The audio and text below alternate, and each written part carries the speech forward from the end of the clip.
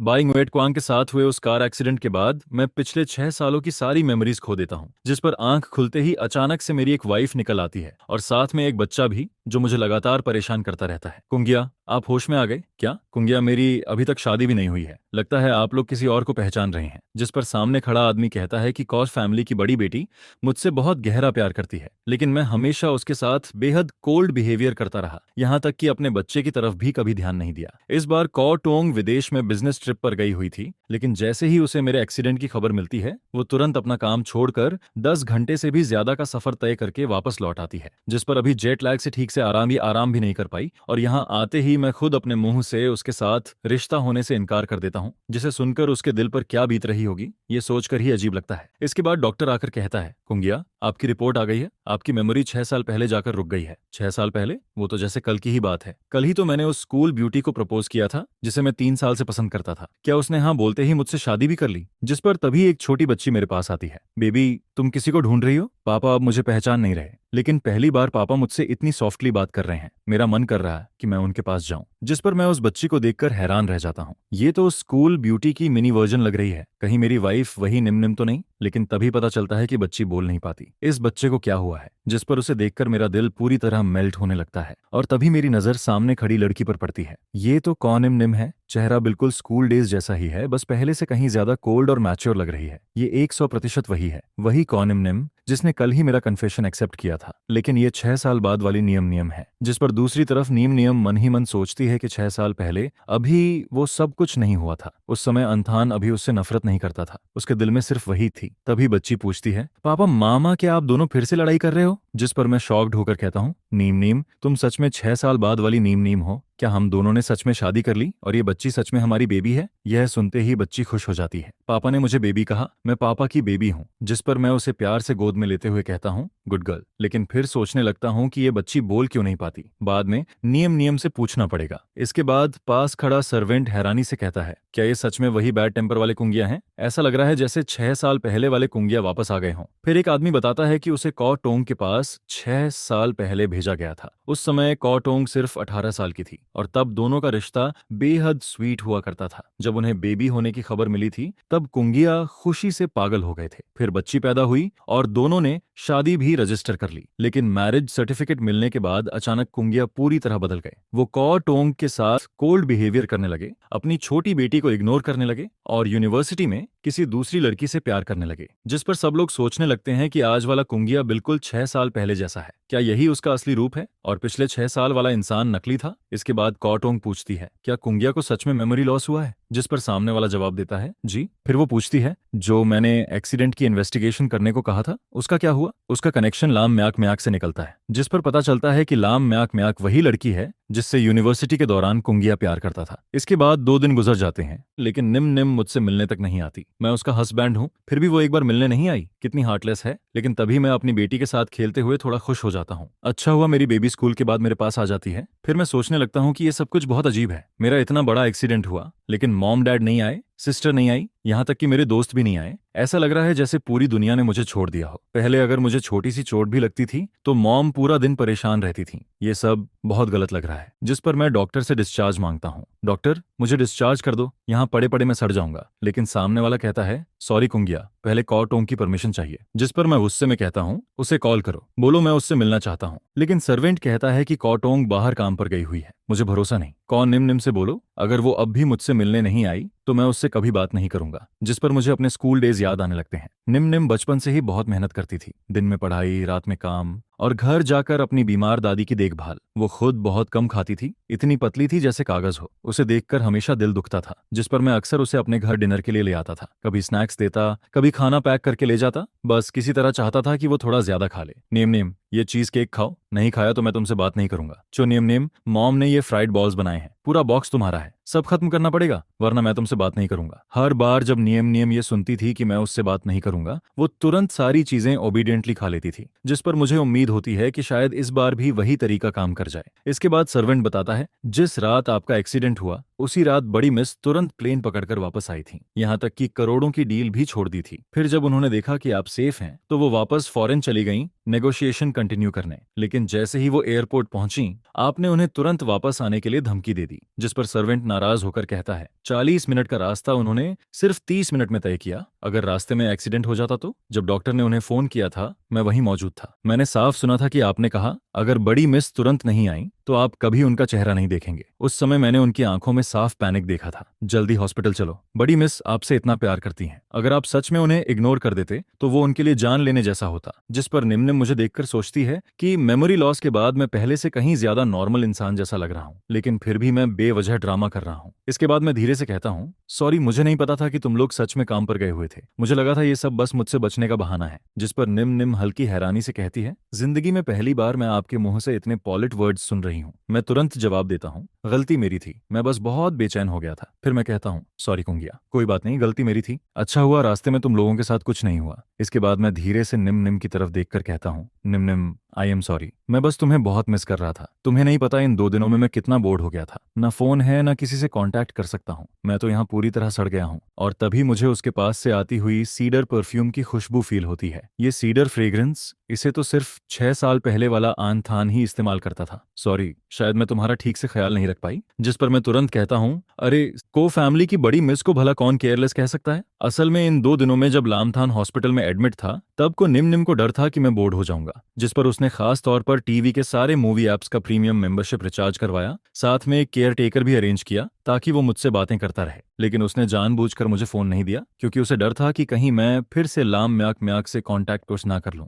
जिस पर मैं मुस्कुराते हुए कहता हूं, कोई बात नहीं, तुम क्यों सॉरी बोल रही हो, तुम खुद इतनी बिजी रहती हो, ऊपर से मैं तुम्हें परेशान कर रहा हूं। बस फोन ना होने की वजह से मैं तुमसे बातें नहीं कर पा रहा था। मेरी हर बात में सिर्फ कौन निम की फिक्र होती है, जिसे सुनकर आसपास खड़े लोग भी समझ जाते हैं कि आखिर कौन निम मुझसे इतना प्यार क्यों करती है। 6 साल पहले वाला वो चेयरफुल लामथान जो कौन निम से दीवानों की तरह प्यार करता था, उसे कोई भी लड़की रिजेक्ट नहीं कर सकती थी। जिस पर निम मन ही मन सोचती है, अनहथान फोन इसलिए मांग रहे हैं ताकि मुझसे बातें कर सकें। क्या वो सच में लाम म्याक म्याक से कांटेक्ट नहीं करना चाहते? इसके बाद मैं धीरे से कहता हूँ, निम क्या मैं डिस्चार्ज हो सकता हूँ? यहाँ सच में बहुत बोरिंग लग रहा है। क्या तुम अपने इतने हैंडसम हस्बैंड को बोर्डम से मरने दोगी? बचपन से लेकर आज तक फैमिली और स्कूल के सभी लोग हमेशा मेरी लुक्स की तारीफ करते आए हैं। जिस पर जब मैं नीम को पियोस करता था तब मुझे खुद पर काफी कॉन्फिडेंस रहता था। को नीम मैं इतना हैंडसम हूँ फिर भी तुम्हारा दिल बिल्कुल नहीं धड़कता। चो नीम तुम ब्यूटीफुल हो और मैं हैंडसम, हम दोनों तो literally made for each other हैं। यह सुनते ही नेम पूरी तरह फ्रीज हो जाती है क्योंकि बहुत समय बाद मैं उसके साथ इतने क्लोज और इंटीमेट तरीके से बिहेव कर रहा था। जिस पर वो मन ही मन सोचती है, अंथन आपको पता है ना, आपकी कोई भी रिक्वेस्ट मैं मना नहीं कर सकती। इसके बाद वो धीरे से कहती है, ठीक है, मैं असिस्टेंट डूइंग से डिस्चार्ज प्रोसेस करवाती हूँ। जिस पर मैं खुश होकर कहता हूँ, नेम मुझे पता था तुम सबसे बेस्ट हो। यह सुनते ही वो फिर से कुछ सेकंड के लिए वहीं रुक जाती है, बिल्कुल वैसे ही जैसे उस समय रुक जाती थी जब मैंने पहली बार उसे प्योर्स करना शुरू किया था। उस समय जैसे ही मैं उसके करीब जाता, निम तुरंत अपने चारों तरफ इनविजिबल फायरवॉल खड़ी कर लेती थी, सिर्फ मुझसे बचने के लिए। लेकिन फिर मैंने लगातार कोशिश की और आखिरकार उसने अपने दिल की दीवारें गिरा दी और मुझे एक्सेप्ट करना शुरू कर दिया। उसके बाद जब भी मैं उसे छूता वो पहले की तरह स्टिफ नहीं होती थी। जिस पर मैं मन ही मन सोचता हूँ, लामथान आखिर इन सालों में तुमने ऐसा क्या किया कि सब कुछ फिर से स्टार्टिंग पॉइंट पर पहुंच गया? पास खड़ा सर्वेंट भी हैरानी से कहता है, 6 साल पहले वाले कुंगिया सच में बहुत पैशनेट थे, तभी तो को निम खुद को रोक नहीं पाई। इसके बाद सर्वेंट जल्दी से कहता है, क्रिन ठीक है, मैं डिस्चार्ज फॉर्मेलिटीज पूरी करवाता हूँ। और फिर जैसे ही मैं बाहर निकलता हूँ सामने खड़ी लग्जरी कार देखकर दंग रह जाता हूँ। नियम कहीं तुमने कोई इलीगल काम तो नहीं किया? इतनी एक्सपेंसिव कार। इन 2 दिनों में हॉस्पिटल की टीवी से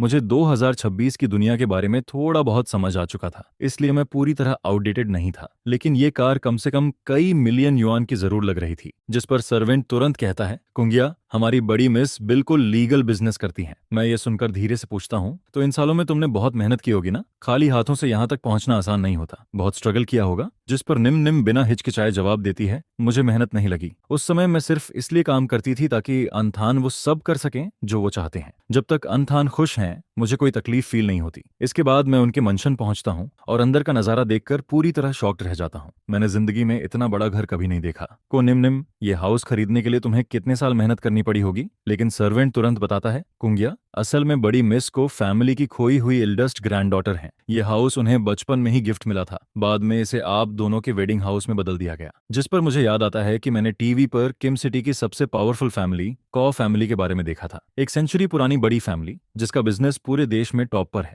और मौजूदा सीईओ की लीडरशिप में कॉ ग्रुप पहले से भी ज्यादा पावरफुल बनता जा रहा है। और वो सीईओ कोई और नहीं बल्कि निम निम ही है। ये जानकर मैं हैरानी से कहता हूँ, को निम निम तुम तो सच में अमेजिंग हो। जिस पर वो हल्का सा मुस्कुराकर कहती है, और नहीं तो क्या। असल में को फैमिली को अपनी खोई हुई ग्रैंडडॉटर बहुत मुश्किल से वापस मिली थी, लेकिन निम निम की कैपेबिलिटी इतनी एक्स्ट्रा ऑर्डिनरी थी कि उसने कंपनी प्रॉफिट्स को 10% से ज्यादा बढ़ा दिया और पूरे देश की टॉप कंपनीज में कॉ ग्रुप को नंबर 1 तक पहुंचा दिया। इसके बाद मैं पूछता हूँ, तुम घर नहीं आ रही? जिस पर वो सिर्फ इतना कहती है, कंपनी में काम है। मैं तुरंत मुंह बनाते हुए कहता हूँ, कॉ फैमिली की बड़ी मिस सिर्फ 4 वर्ड्स में जवाब देती हैं, कितनी कोल्ड हो। जिस पर सर्वेंट समझाता है, बड़ी मिस अभी फॉरेन बिजनेस ट्रिप से लौटी हैं, उन्हें कंपनी जाकर आगे की प्लानिंग भी करनी है। मैं सिर हिलाते हुए कहता हूँ, ठीक है, रास्ते में ध्यान रखना, और हाँ, मेरे लिए नया फोन लेना मत भूलना। इसके बाद कार में बैठी नियम से सर्वेंट पूछता है, बड़ी मिस, क्या आपको कुंगिया से नहीं पूछना चाहिए कि एक्सीडेंट से पहले वो सच में लाम म्याक म्याक के साथ भागने वाले थे? जिस पर नियम शांत आवाज में कहती है, कुछ दिन पहले मैंने इन्वेस्टिगेट करवाया था। एक्सीडेंट वाली रात वो सच में लाम म्याक म्याक के साथ भागने जा रहे थे। ड्राइवर बहुत तेज चला रहा था, इसलिए एक्सीडेंट हो गया। लेकिन फिर वो धीरे से कहती है, अब उनकी मेमोरी चली गई है, पूछकर भी क्या फायदा। जिस पर सर्वेंट मन ही मन सोचता है, शायद ये अच्छा ही हुआ कि कुंगिया का एक्सीडेंट हो गया। कम से कम उनका टूटता हुआ मैरिज अब फिर से जुड़ता हुआ तो दिख रहा है। लेकिन फिर उसे डर भी लगने लगता है। इतनी मुश्किल से बड़ी मिस इस रिश्ते से बाहर निकलने की कोशिश कर रही थी, अब पता नहीं वो फिर कितनी गहराई तक डूब जाएंगी। इसके बाद मैं मेंशन लौट आता हूँ। कुंगिया, आखिर आप वापस आ गए। मुझे लगा था इस बार आप गए तो कभी लौट कर नहीं आएंगे। मैं हैरानी से पूछता हूँ, आप कौन हैं? जिस पर सामने वाला शॉक्ड होकर कहता है, कुंगिया, आप मुझे नहीं पहचानते? मैं जवाब देता हूँ, 2 दिन पहले मेरा एक्सीडेंट हुआ था, मेरी मेमोरी चली गई, मुझे सिर्फ 6 साल पहले तक की बातें याद हैं। यह सुनते ही वो मन ही मन सोचता है कि बड़ी मिस ने ये बात घर वालों से कितनी अच्छी तरह छुपाई है, किसी को कुछ पता ही नहीं चला। फिर वो धीरे से कहता है, असल में कुंगिया, आप लाम म्याक म्याक के साथ भागने जा रहे थे, तभी रास्ते में एक्सीडेंट हो गया। जिस पर मैं चौंक जाता हूँ, लाम म्याक म्याक, वो कौन है? इसके बाद वो बताता है, 3 दिन पहले आपने अपना सामान पैक कर लिया था और जाने की जिद कर रहे थे। मैंने बहुत रोकने की कोशिश की,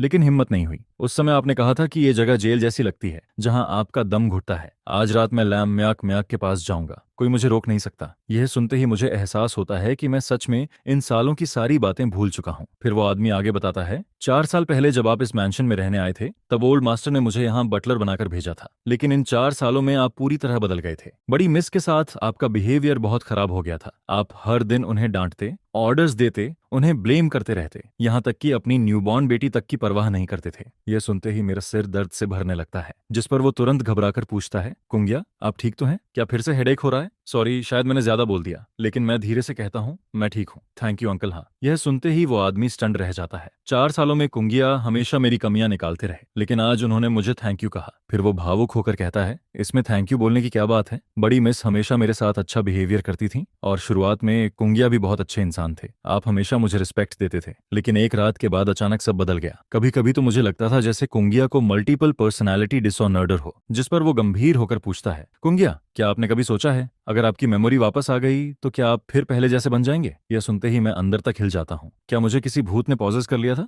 अंकल हाँ, जिस इंसान की बात कर रहे हैं वो मैं हो ही नहीं सकता। मैं निम से इतना प्यार करता हूँ तो फिर मैं उसे कैसे चीट कर सकता हूँ? और ना ही मैं अपने बच्चों के साथ इतना कोल्ड बिहेवियर कर सकता हूँ। चाहे मेरी मेमोरी कभी भी वापस आए, मैं खुद को दोबारा ऐसा इंसान नहीं बनने दूंगा। छोड़ो भी, अगर समझ नहीं आ रहा तो इसके बारे में सोचने का कोई फायदा नहीं है। अभी मुझे बस निम और टियो एनगू का अच्छे से ख्याल रखना है। जिस पर चूहा कहता है, ऐसा नहीं होगा चायु चु यंतम। और फिर वो बोलता है, काफी देर हो गई है, मैं नीचे जाकर देखता हूँ डिनर की तैयारी कहाँ तक पहुंची है। इसके बाद वो कहता है, कोजा कहो थोड़ा रेस्ट कर लीजिए, डाई त्योथु और त्योथु बस आने ही वाली हैं। फिर वो एक पार्सल देते हुए कहता है, कोजा, ये आपका पैकेज है। जिसके जवाब में मैं कहता हूँ, काम ऑनचू। ये सुनकर वो हैरान रह जाता है। जिस पर वो मन ही मन सोचता है, मैंने सही सुना ना, कोगिया ने मुझे थैंक यू कहा? ये तो 100 साल में एक बार होने वाली बात है। पहले तो जरा सी बात पर भी गलती निकालता रहता था, और अब इतना पॉलिट बन गया है। सच में भूत चढ़ गया लगता है। इसके बाद मैं देखता हूँ कि सारे क्लोथ्स इस साल के नए मॉडल्स हैं, जिस पर मैं सोचता हूँ ये सब शायद नियम ने खरीदे होंगे। फिर निकनेम देखकर मैं बोलता हूँ, ये निकनेम कितना चीजी है। पहले जब मैं नियम को टीज करता था तभी उसे नियम लिटिल सिस्टर बुलाता था। और फिर मैं खुद से कहता हूँ, मुझे वो सारी चीजें खत्म करनी होंगी जो निम को दुख पहुंचाती हैं। इसके बाद मैं फोन कॉन्टैक्ट्स देखता हूँ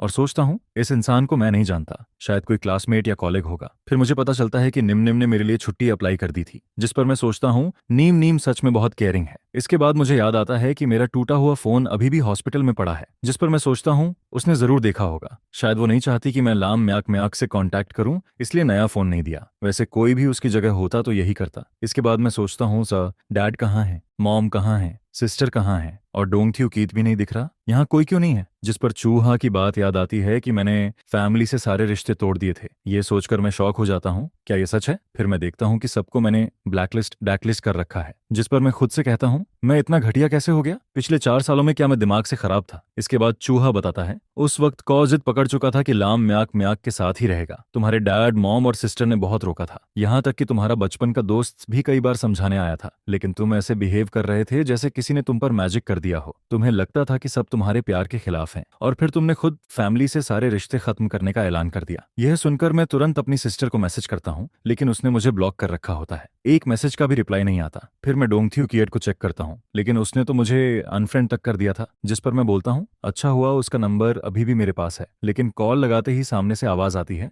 the number you have dialled is currently unavailable. यह सुनकर मैं परेशान हो जाता हूँ और चूहा से कहता हूँ, चूहा मुझे आपका फोन थोड़ी देर के लिए मिल सकता है? इसके बाद कॉल कनेक्ट होती है और सामने से आवाज आती है, हेलो, कौन बोल रहा है? अगर कोई कुछ नहीं बोलेगा तो मैं फोन काट दूंगा। कौन है जो ऐसा बेकार प्रैंक कर रहा है? जिस पर मैं जल्दी से बोलता हूँ, फोन मत काट थ्यूकिएट, मैं लामथान हूँ। यह सुनते ही वो शॉक हो जाता है और गुस्से में बोलता है, लामथान तू पागल हो गया है क्या? आखिर चाहता क्या है? जिस पर मैं कहता हूँ, डोंगथ्यू कीत ये एटीट्यूड क्यों दिखा रहा है? लेकिन वो और गुस्से में बोलता है, अगर बीमार है तो जाकर इलाज करा। तूने उस लैम मार्क मार्क के लिए मुझसे दोस्ती तोड़ दी थी, अब मेरे एटीट्यूड पर सवाल क्यों उठा रहा है? क्या उसने तुझे छोड़ दिया? यह सुनकर मैं कहता हूँ, 2 दिन पहले मेरा एक्सीडेंट हुआ था और मेरी मेमोरी चली गई। जिस पर वो बोलता है, तो उससे मेरा क्या लेना देना? इसके जवाब में मैं कहता हूँ, मुझे सिर्फ हाई स्कूल ग्रेजुएशन तक की बातें याद हैं। आज चूहा ने मुझे पिछले 4 सालों की बातें बताई, लेकिन 2 साल की मेमोरी अभी भी पूरी ब्लैंक है। मैंने मॉम डैड को मैसेज किया, लेकिन उन्होंने रिप्लाई नहीं दिया। सिस्टर ने मुझे ब्लॉक कर रखा है, सिर्फ तेरा फोन ही कनेक्ट हुआ। थ्यूकिएट, मुझे तेरी मदद चाहिए।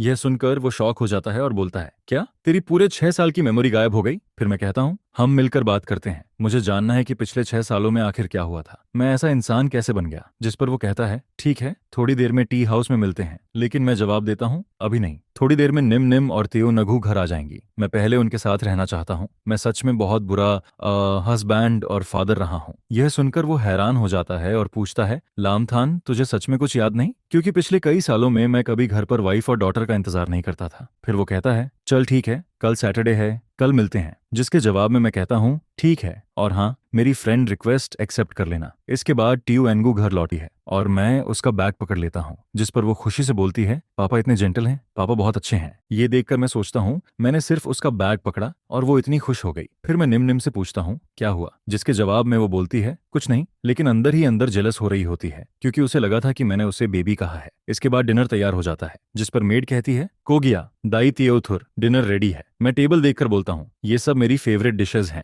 फिर मैं तियो नगू को सी फूड देने लगता हूँ और बोलता हूँ, बेबी ये क्रैब मीट टेस्ट करो, बहुत टेस्टी है। लेकिन तभी नियम नियम तुरंत बोलती है, तियो नगू को सी फूड एलर्जी है। यह सुनकर मैं शॉक हो जाता हूँ और तुरंत बोलता हूँ, सॉरी, मुझे नहीं पता था, सच में नहीं पता था। फिर मैं खुद से सोचता हूँ, और सही बात तो यह है कि मुझे टीयू एनगू के बारे में कुछ भी नहीं पता। इसके बाद नियन नियन गुस्से में बोलती है, जब तुम्हें पता था कि उसे एलर्जी है, फिर टेबल पर सी फूड क्यों है? पहले तुम कहते थे कि तुम्हें सी फूड सबसे ज्यादा पसंद है और हर मील में सी फूड होना चाहिए। मैंने कहा था कि टीयू एनगू को एलर्जी है, लेकिन तुमने कहा था उससे तुम्हें क्या फर्क पड़ता है? तुमने तो चूहा को नौकरी से निकालने की धमकी तक दे दी थी। यह सुनकर मैं गिल्ट में डूब जाता हूँ और टीयू एनगू से कहता हूँ, बेबी आई एम सॉरी, ये पापा की गलती है, मैं प्रॉमिस करता हूँ कि आगे से ऐसा कभी नहीं होगा। जिस पर निम निम मुझे ध्यान से देखने लगती है। वो ये बातें जानबूझकर बोल रही थी ताकि मेरा रिएक्शन देख सके, लेकिन मेरे चेहरे पर उसे सिर्फ गिल्ट और रिग्रेट दिखता है, कोई बुरी नीयत नहीं। फिर टीएनू स्माइल करते हुए बोलती है, टीएनू पापा से कभी नाराज नहीं होगी। इसके बाद मैं एन एन से कहता हूँ, मैं तुम दोनों का अच्छे से ख्याल रखूंगा, चलो खाना खाते हैं। लेकिन अंदर ही अंदर मैं सोचता हूँ,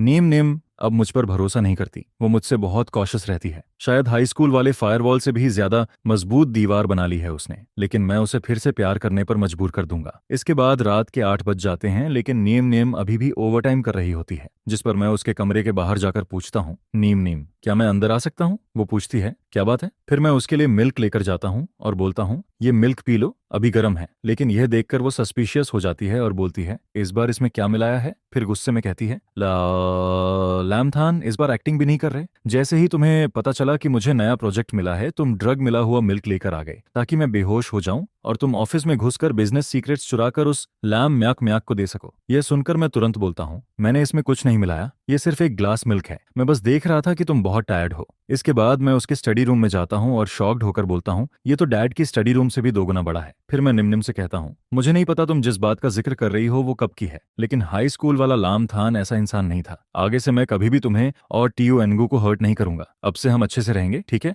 जिस पर वो हैरानी से पूछती है, तुमने अभी मुझे क्या कहा? मैं स्माइल करते हुए बोलता हूँ, बेबी क्या तुम्हें पसंद नहीं आया? फिर मैं कहता हूँ, शाम को जब टियाओ एनगू घर आई थी तब मैंने उसे भी बेबी कहा था। क्या तुम्हें लगा मैं तुम्हें बुला रहा था? यह सुनकर वो तुरंत मना कर देती है, नहीं। जिस पर मैं हंसते हुए बोलता हूँ, मुझे पता था तुम डिनाई करोगी, मुंह से चाहे कुछ भी कहो, लेकिन अंदर से तो तुम बहुत खुश हो रही हो। लेकिन वो फिर भी एटीट्यूड दिखाते हुए बोलती है, ऐसी कोई बात नहीं है, अगर मैंने कहा नहीं तो मतलब नहीं। जिस पर नियम शर्माते हुए बोलती है, किसने कहा था कि तुम मुझे इतना पैम्पर करो? इसके जवाब में लम्थान मुस्कुराते हुए कहता है, नियम तुम और तियुंगू दोनों ही मेरे बेबी हो, समझी? फिर वो अंदर ही अंदर सोचने लगता है, अब मुझे समझ आ गया कि मेरा कार एक्सीडेंट क्यों हुआ था। निम की करंट एबिलिटी से एक्सीडेंट की वजह पता करना कोई मुश्किल बात नहीं है, लेकिन आज तक उसने खुद इस टॉपिक को शुरू नहीं किया। अगर हम इस बात को साफ नहीं करेंगे तो ये हमारे दिलों में चुभने वाले कांटे की तरह हमेशा रह जाएगा, और फिर ये हमारे बीच ऐसी खाई बन जाएगी जिसे कभी पार नहीं किया जा सकेगा। जिस पर निम धीरे से बोलती है, तो तुम यहाँ मेरा मजाक उड़ाने आए हो? और फिर वो दुखी होकर कहती है, मैं सच में कितनी बेवकूफ हूँ, तुम बस एक स्माइल दे देते हो और मैं फिर से खुश होकर खुद ही तुम्हारे पास चली आती हूँ। यह सुनकर लाम थान तुरंत बोलता है, ऐसा नहीं है निम,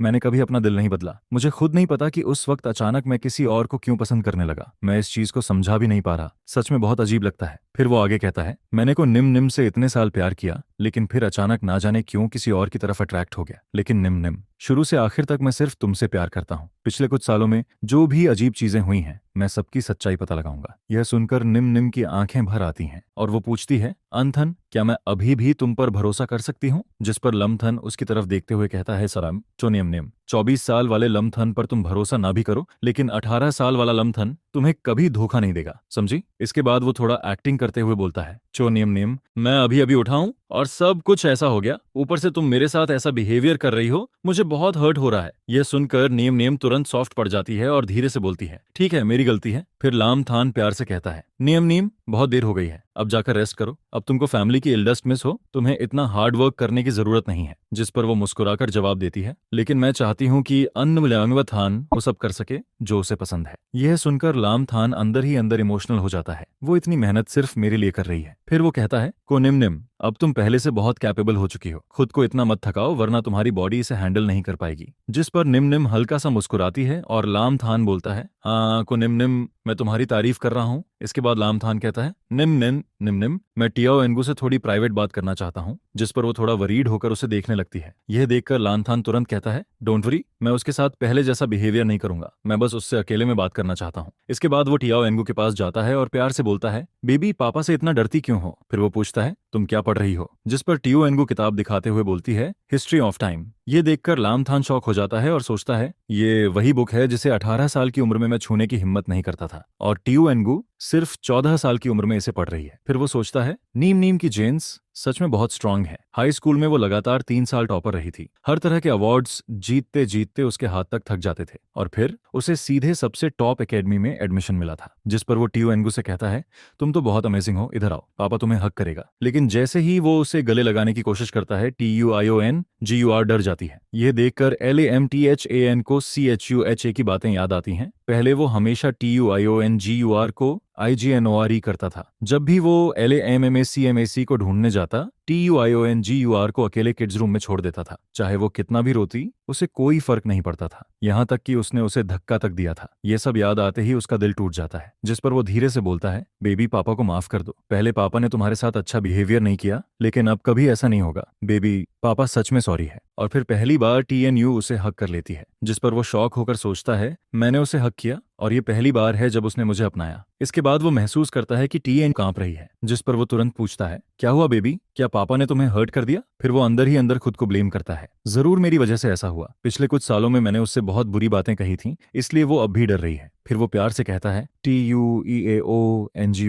तुम पापा और मामा का सबसे प्रेशियस ट्रेजर हो। पापा तुमसे नफरत कैसे कर सकता है? इसके बाद वो पूछता है, क्या तुम पापा को बता सकती हो पहले पापा ने तुमसे क्या कहा था? जिस पर TN डरते हुए बोलती है, पापा पहले बहुत बुरी बातें कहते थे, लेकिन अगर मैं बता दूं तो क्या पापा नाराज हो जाएंगे? यह सुनकर LT तुरंत कहता है, तुम जो भी सोचती हो सब ऑनेस्टली बोल सकती हो, पापा कभी गुस्सा नहीं होगा। फिर TN धीरे धीरे बोलना शुरू करती है, पहले पापा कहते थे कि TN को पैदा ही नहीं होना चाहिए था, मैं पापा और किसी दूसरे इंसान के बीच रुकावट हूँ। पापा ये भी कहते थे कि मैं सिर्फ एक एनोइंग बच्ची हूँ जिसे ठीक से बात करना भी नहीं आता। ये सुनकर लम्थान की आंखें लाल हो जाती हैं, जिस पर वो खुद से कहता है, ये सब मेरी गलती थी, मैं कभी अच्छा फादर नहीं बन पाया। फिर वो ट्यूंगू को अपने पास खींचते हुए बोलता है, बेबी तुम्हें पता है हाई स्कूल के टाइम से ही पापा ड्रीम करता था कि वो मामा के साथ एक बेबी करेगा। पापा तुम्हारे आने का बहुत इंतजार करता था। इसके बाद वो उसके सिर पर हाथ फेरते हुए कहता है, इसलिए तुम पापा और मामा का सबसे यूनिक ट्रेजर हो, भगवान का दिया हुआ सबसे प्रेशियस गिफ्ट। यह सुनकर TNU उसकी वार्मथ को फील करती है और सोचती है, पापा की आर्म्स कितनी वार्म है। फिर LMTHN उससे कहता है, तो क्या तुम पापा से एक प्रॉमिस करोगी? जिस पर वो धीरे से सिर हिलाती है। फिर वो बोलता है, पहले पापा ने जो भी बुरी बातें कही थीं उन्हें भूल जाओ, बस एक बात याद रखना, TNU पापा की सबसे प्यारी ट्रेजर है।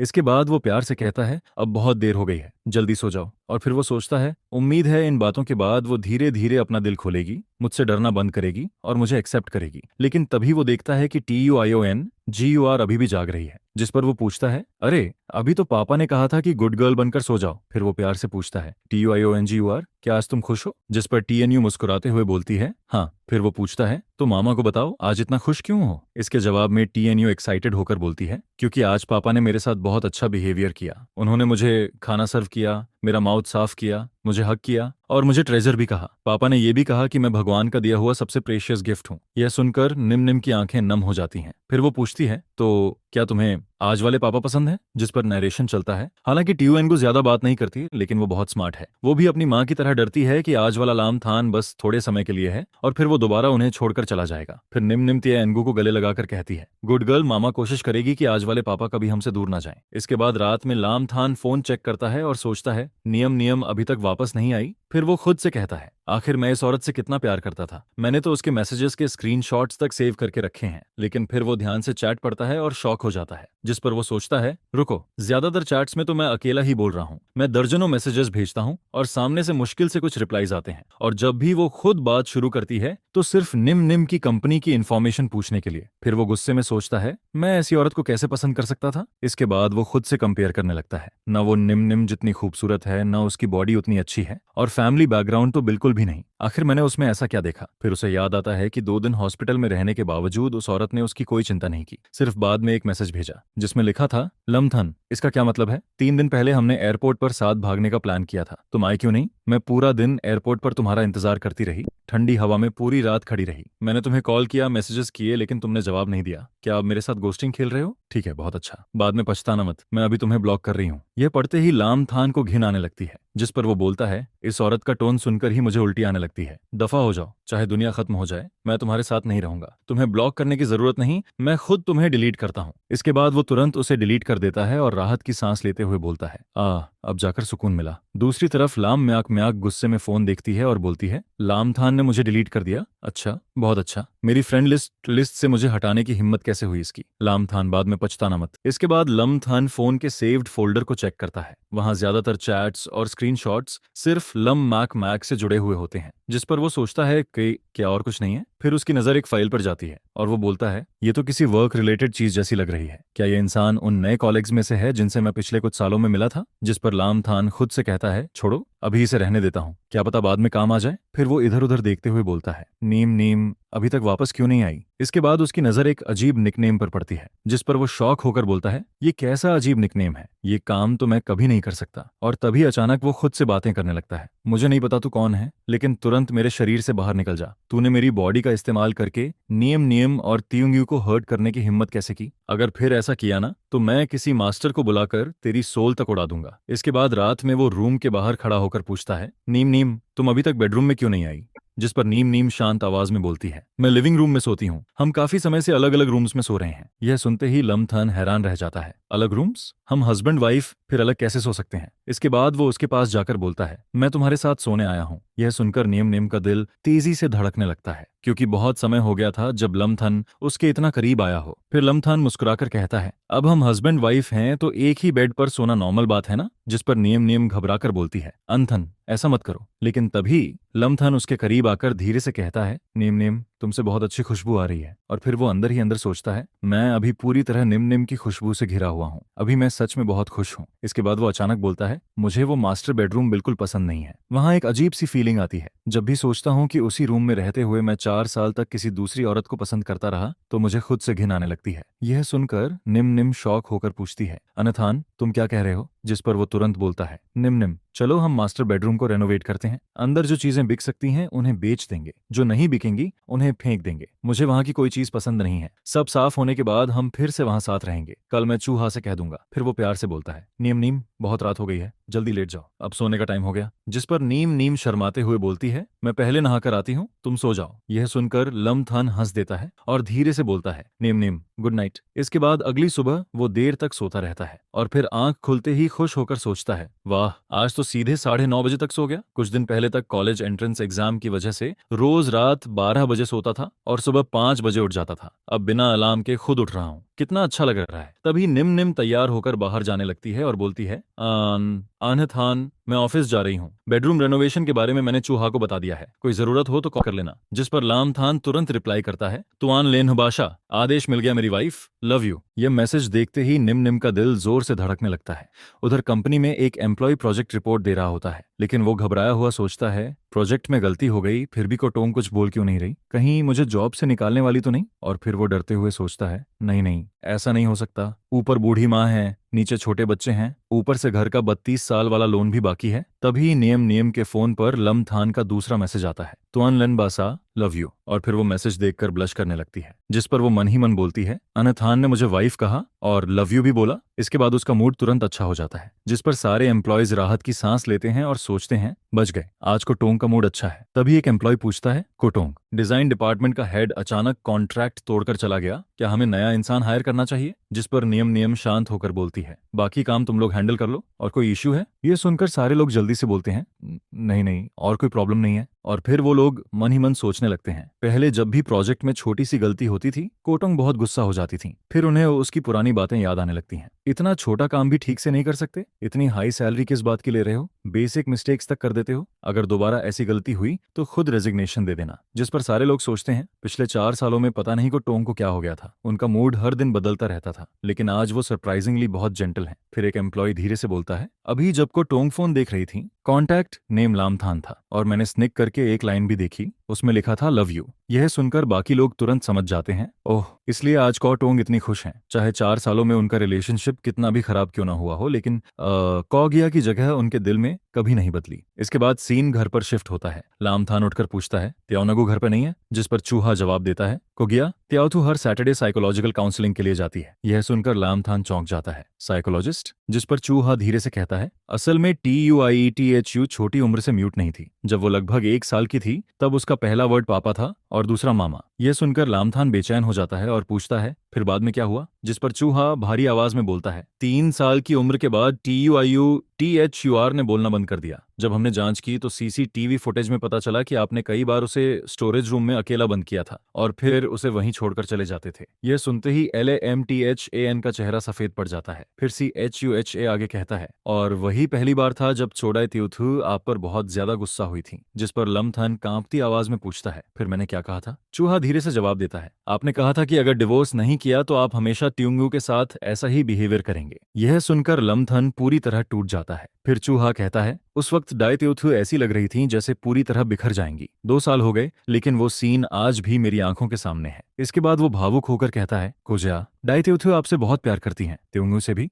वो ना आपको खोना चाहती थी ना अपनी बेटी को, इसलिए आखिर में उन्हें कॉम्प्रोमाइज करना पड़ा। फिर वो दुखी होकर कहता है, उन्होंने हम सर्वेंट्स को कहा था कि TNU का ध्यान रखें, लेकिन हम आपकी बात कैसे टालते। कई बार आपने TNU के साथ बुरा बिहेवियर किया और हमें वार्निंग दी कि ये बातें DTU को ना बताएं। हम भी हेल्पलेस थे। ये सब सुनकर लम्थन की आंखें भर आती हैं। जिस पर चूहा घबराकर पूछता है, कोजा आप ठीक है ना, अब ठीक है ना, क्या फैमिली डॉक्टर को बुलाऊं? लेकिन लम्थन बस शॉक में बैठा रहता है और सोचता है, क्या सच में मुझ पर किसी भूत का साया था? उस आदमी की मुझसे क्या दुश्मनी थी? उसने मेरे प्यार करने वालों के साथ ऐसा क्यों किया? फिर वो धीरे से कहता है, मैं ठीक हूँ, धन्यवाद चूहा। इसके बाद वो पूछता है, उस साइकोलॉजिस्ट के बारे में बताइए। जिस पर चूहा जवाब देता है, शुरू में दाई तिएथु ने कई प्राइवेट साइकोलॉजिस्ट ढूंढे थे, लेकिन कोई फायदा नहीं हुआ। बाद में नगेथुअत्शा नाम का एक साइकोलॉजिस्ट खुद अप्लाई करके आया। वो सिर्फ तिएथु का ट्रीटमेंट नहीं करता था, बल्कि दूसरे रिच किड्स को भी साथ लाता था। सुबह बच्चों को साथ खिलाता था और दोपहर में प्राइवेट ट्यूटोरिंग देता था। उसका कहना था कि इससे रिजल्ट बेहतर आएगा। पिछली बार जब दाई टीथू एनगू को वहां लेकर गई थी, उन्होंने क्लिनिक भी चेक किया था। अगर कौ चाहें तो जाकर देख सकते हैं। यह सुनकर लामथान सोचता है, पहले मुझे थ्यूकिएट से मिलना होगा, अब और डिले नहीं कर सकता। पिछले 6 सालों में आखिर मेरे साथ क्या हुआ? इसके बाद वो थ्यूकिएट से मिलने पहुंचता है। जैसे ही थ्यूकिएट उसे देखता है, वो शॉक होकर सोचता है, मैंने देखते ही इसे पहचान लिया। बचपन से लेकर हाई स्कूल तक हम हमेशा साथ रहे, सब बातें एक दूसरे से शेयर करते थे।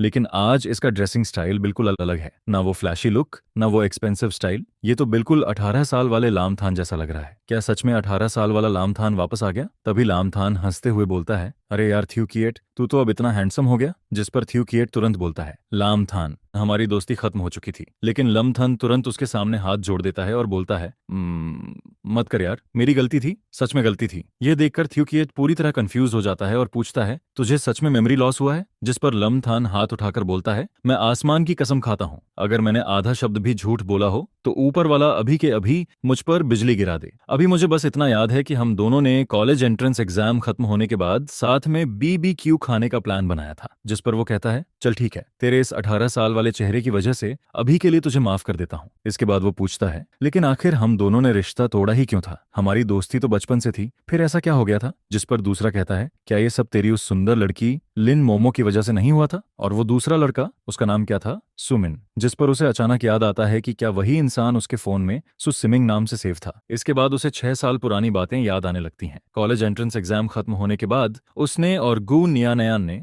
ऑनफिशियली रिलेशनशिप शुरू किया था। उसी समय दोनों को यूनिवर्सिटी से एडमिशन लेटर भी मिला था। गू नियानियन उस साल की टॉपर बनी थी, जिस पर मीडिया में उसकी खबर हर जगह फैल गई थी। फिर गू फैमिली को पता चलता है कि गू नियानियन ही उनकी सालों पहले खोई हुई असली पोती है, जिसके बाद वो लोग उसे वापस अपने घर ले आते हैं। उस साल समर वेकेशन खत्म होने से पहले उनकी क्लास रियूनियन होती है, जिस पर ज्यादा शराब पीने के बाद वो और ग्यू नियानन बेबी बनाने वाला काम कर बैठते हैं। इसके बाद ग्यू नियानन प्रेग्नेंट हो जाती है। यूनिवर्सिटी शुरू होने के 1 महीने बाद दोनों को इस बात का पता चलता है और यह सुनकर दोनों बुरी तरह घबरा जाते हैं। उन्हें समझ नहीं आता कि क्या करें, इसलिए आखिरकार दोनों अपने परिवार वालों को सब सच बता देते हैं। गू फैमिली को इस रिश्ते से कोई दिक्कत नहीं होती, लेकिन उसकी बड़ी बहन उसे बहुत बुरी तरह पीटती है। जिसके बाद दोनों फैमिलीज यह देखकर कि दोनों बच्चे को रखना चाहते हैं, उन्हें 1 साल का ब्रेक लेने का फैसला करवाती हैं। फिर दोनों नए घर में शिफ्ट हो जाते हैं और वहीं लिटिल यू का जन्म होता है। दोनों शादी भी रजिस्टर कर लेते हैं और सोचते हैं कि ग्रेजुएशन के बाद प्रॉपर वेडिंग करेंगे। लेकिन फिर एक दिन अचानक वो पूरी तरह बदलने लगता है,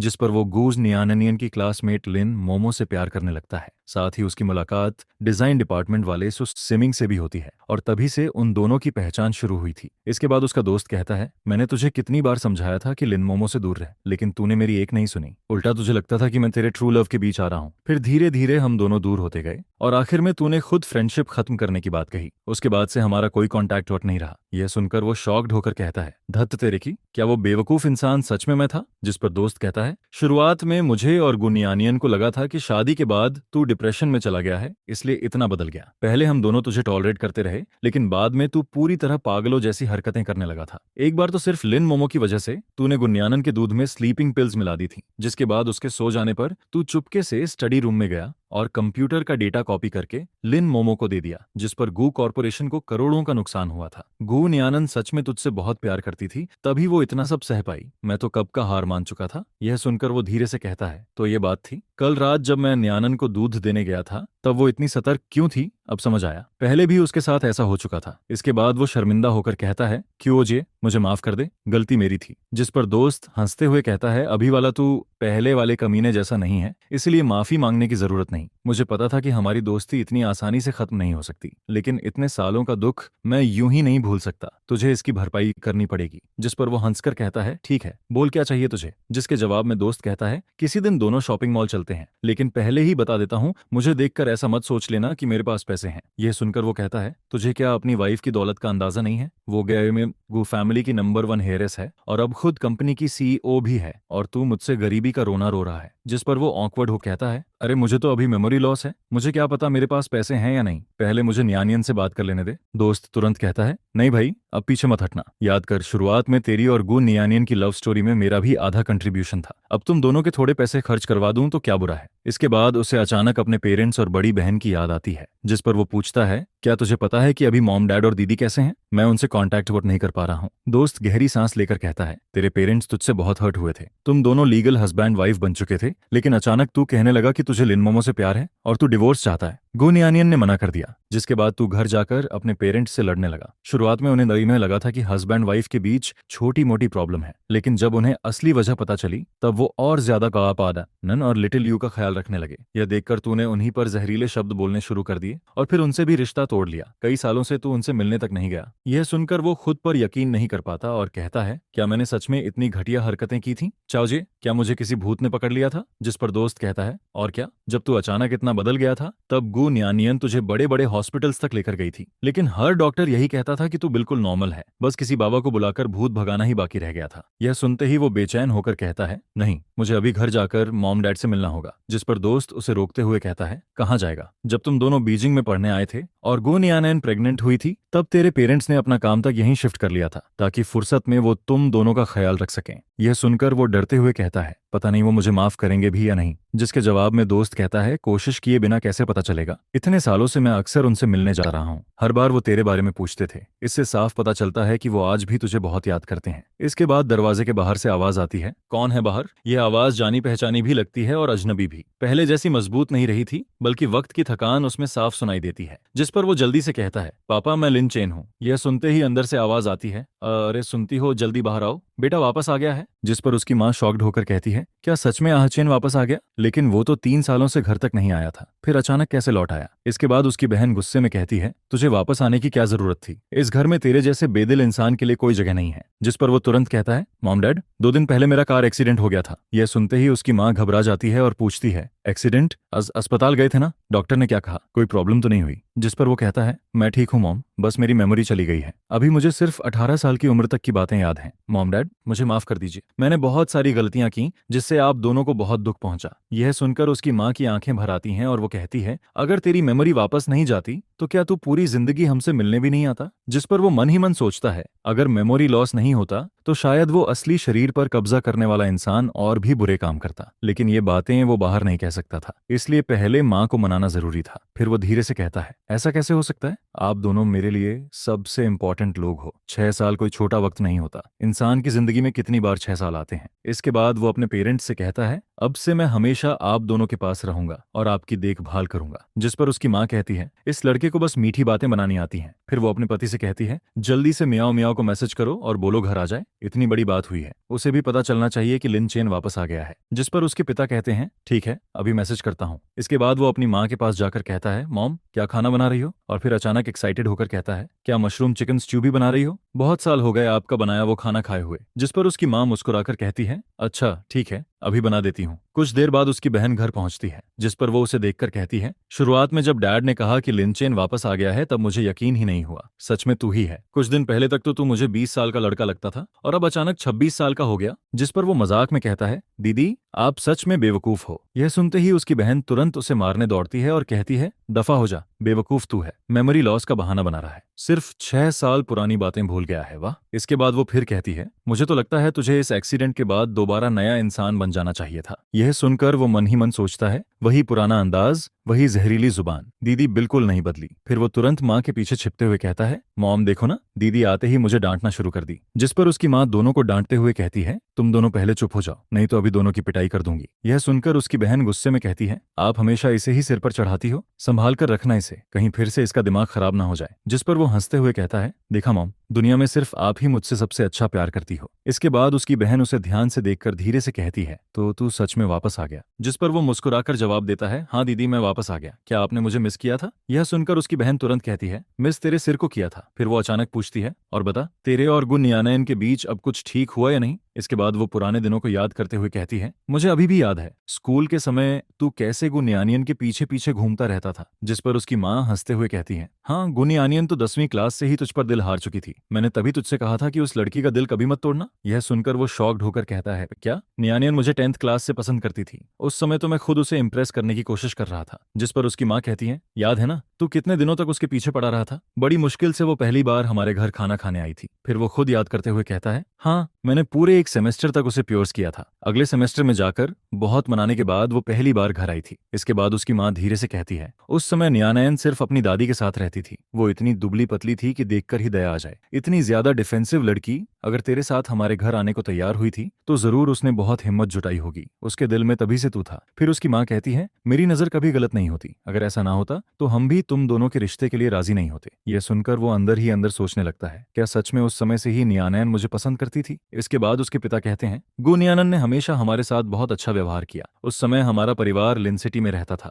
जिंदगी ठीक ठाक थी, लेकिन बीजिंग जैसे महंगे शहर में घर खरीदना हमारे बस की बात नहीं थी। फिर वो आसपास देखते हुए कहते हैं, ये घर भी नियानयन ने ही हमारे लिए तैयार करवाया था ताकि बीजिंग में हमारा भी एक ठिकाना हो सके। जिस पर उसकी माँ भी कहती है, हाँ, इतने सालों से तू घर नहीं आया, लेकिन नियानयन हमेशा हमसे मिलने आती रही। हर बार हमारे लिए गिफ्ट्स भी लेकर आती थी। वो हमें अपने असली पेरेंट्स की तरह ट्रीट करती है। फिर उसकी माँ उसकी तरफ देखकर कहती है, उसके दिल और आंखों में सिर्फ तू ही है, इसलिए कभी उसका दिल मत तोड़ना। यह सुनकर उसकी बहन भी कहती है, उस समय मैंने उसे बहुत समझाया था कि तुझे छोड़ दे, लेकिन उसने कहा कि वो तुझसे नाराज नहीं है। उसने कहा था कि उसने सही इंसान चुना है और वो हमेशा तेरे साथ रहेगी। इसके बाद उसकी बहन धीरे से कहती है, गुनयानियन सच में तुझसे बहुत गहरा प्यार करती है। इतने सालों में भी उसने तेरा साथ नहीं छोड़ा। फिर वो हंसते हुए कहती है, सच बताऊं, शुरुआत में जब मुझे पता चला कि तुझे गुनयानियन पसंद है तब मैंने इस रिश्ते का विरोध किया था। उनका परिवार गरीब था, ऊपर से उनकी दादी की जिम्मेदारी भी थी। लेकिन ग्रेजुएशन के बाद अचानक वो बीजिंग के गु फैमिली की सबसे बड़ी पोती निकल आई। उनका स्टेटस हमारे परिवार से कहीं ज्यादा बड़ा हो गया। जिस पर वो आगे कहती है, उस समय मुझे डर था कि कहीं अमीर बनने के बाद वो तुझे छोड़ न दे।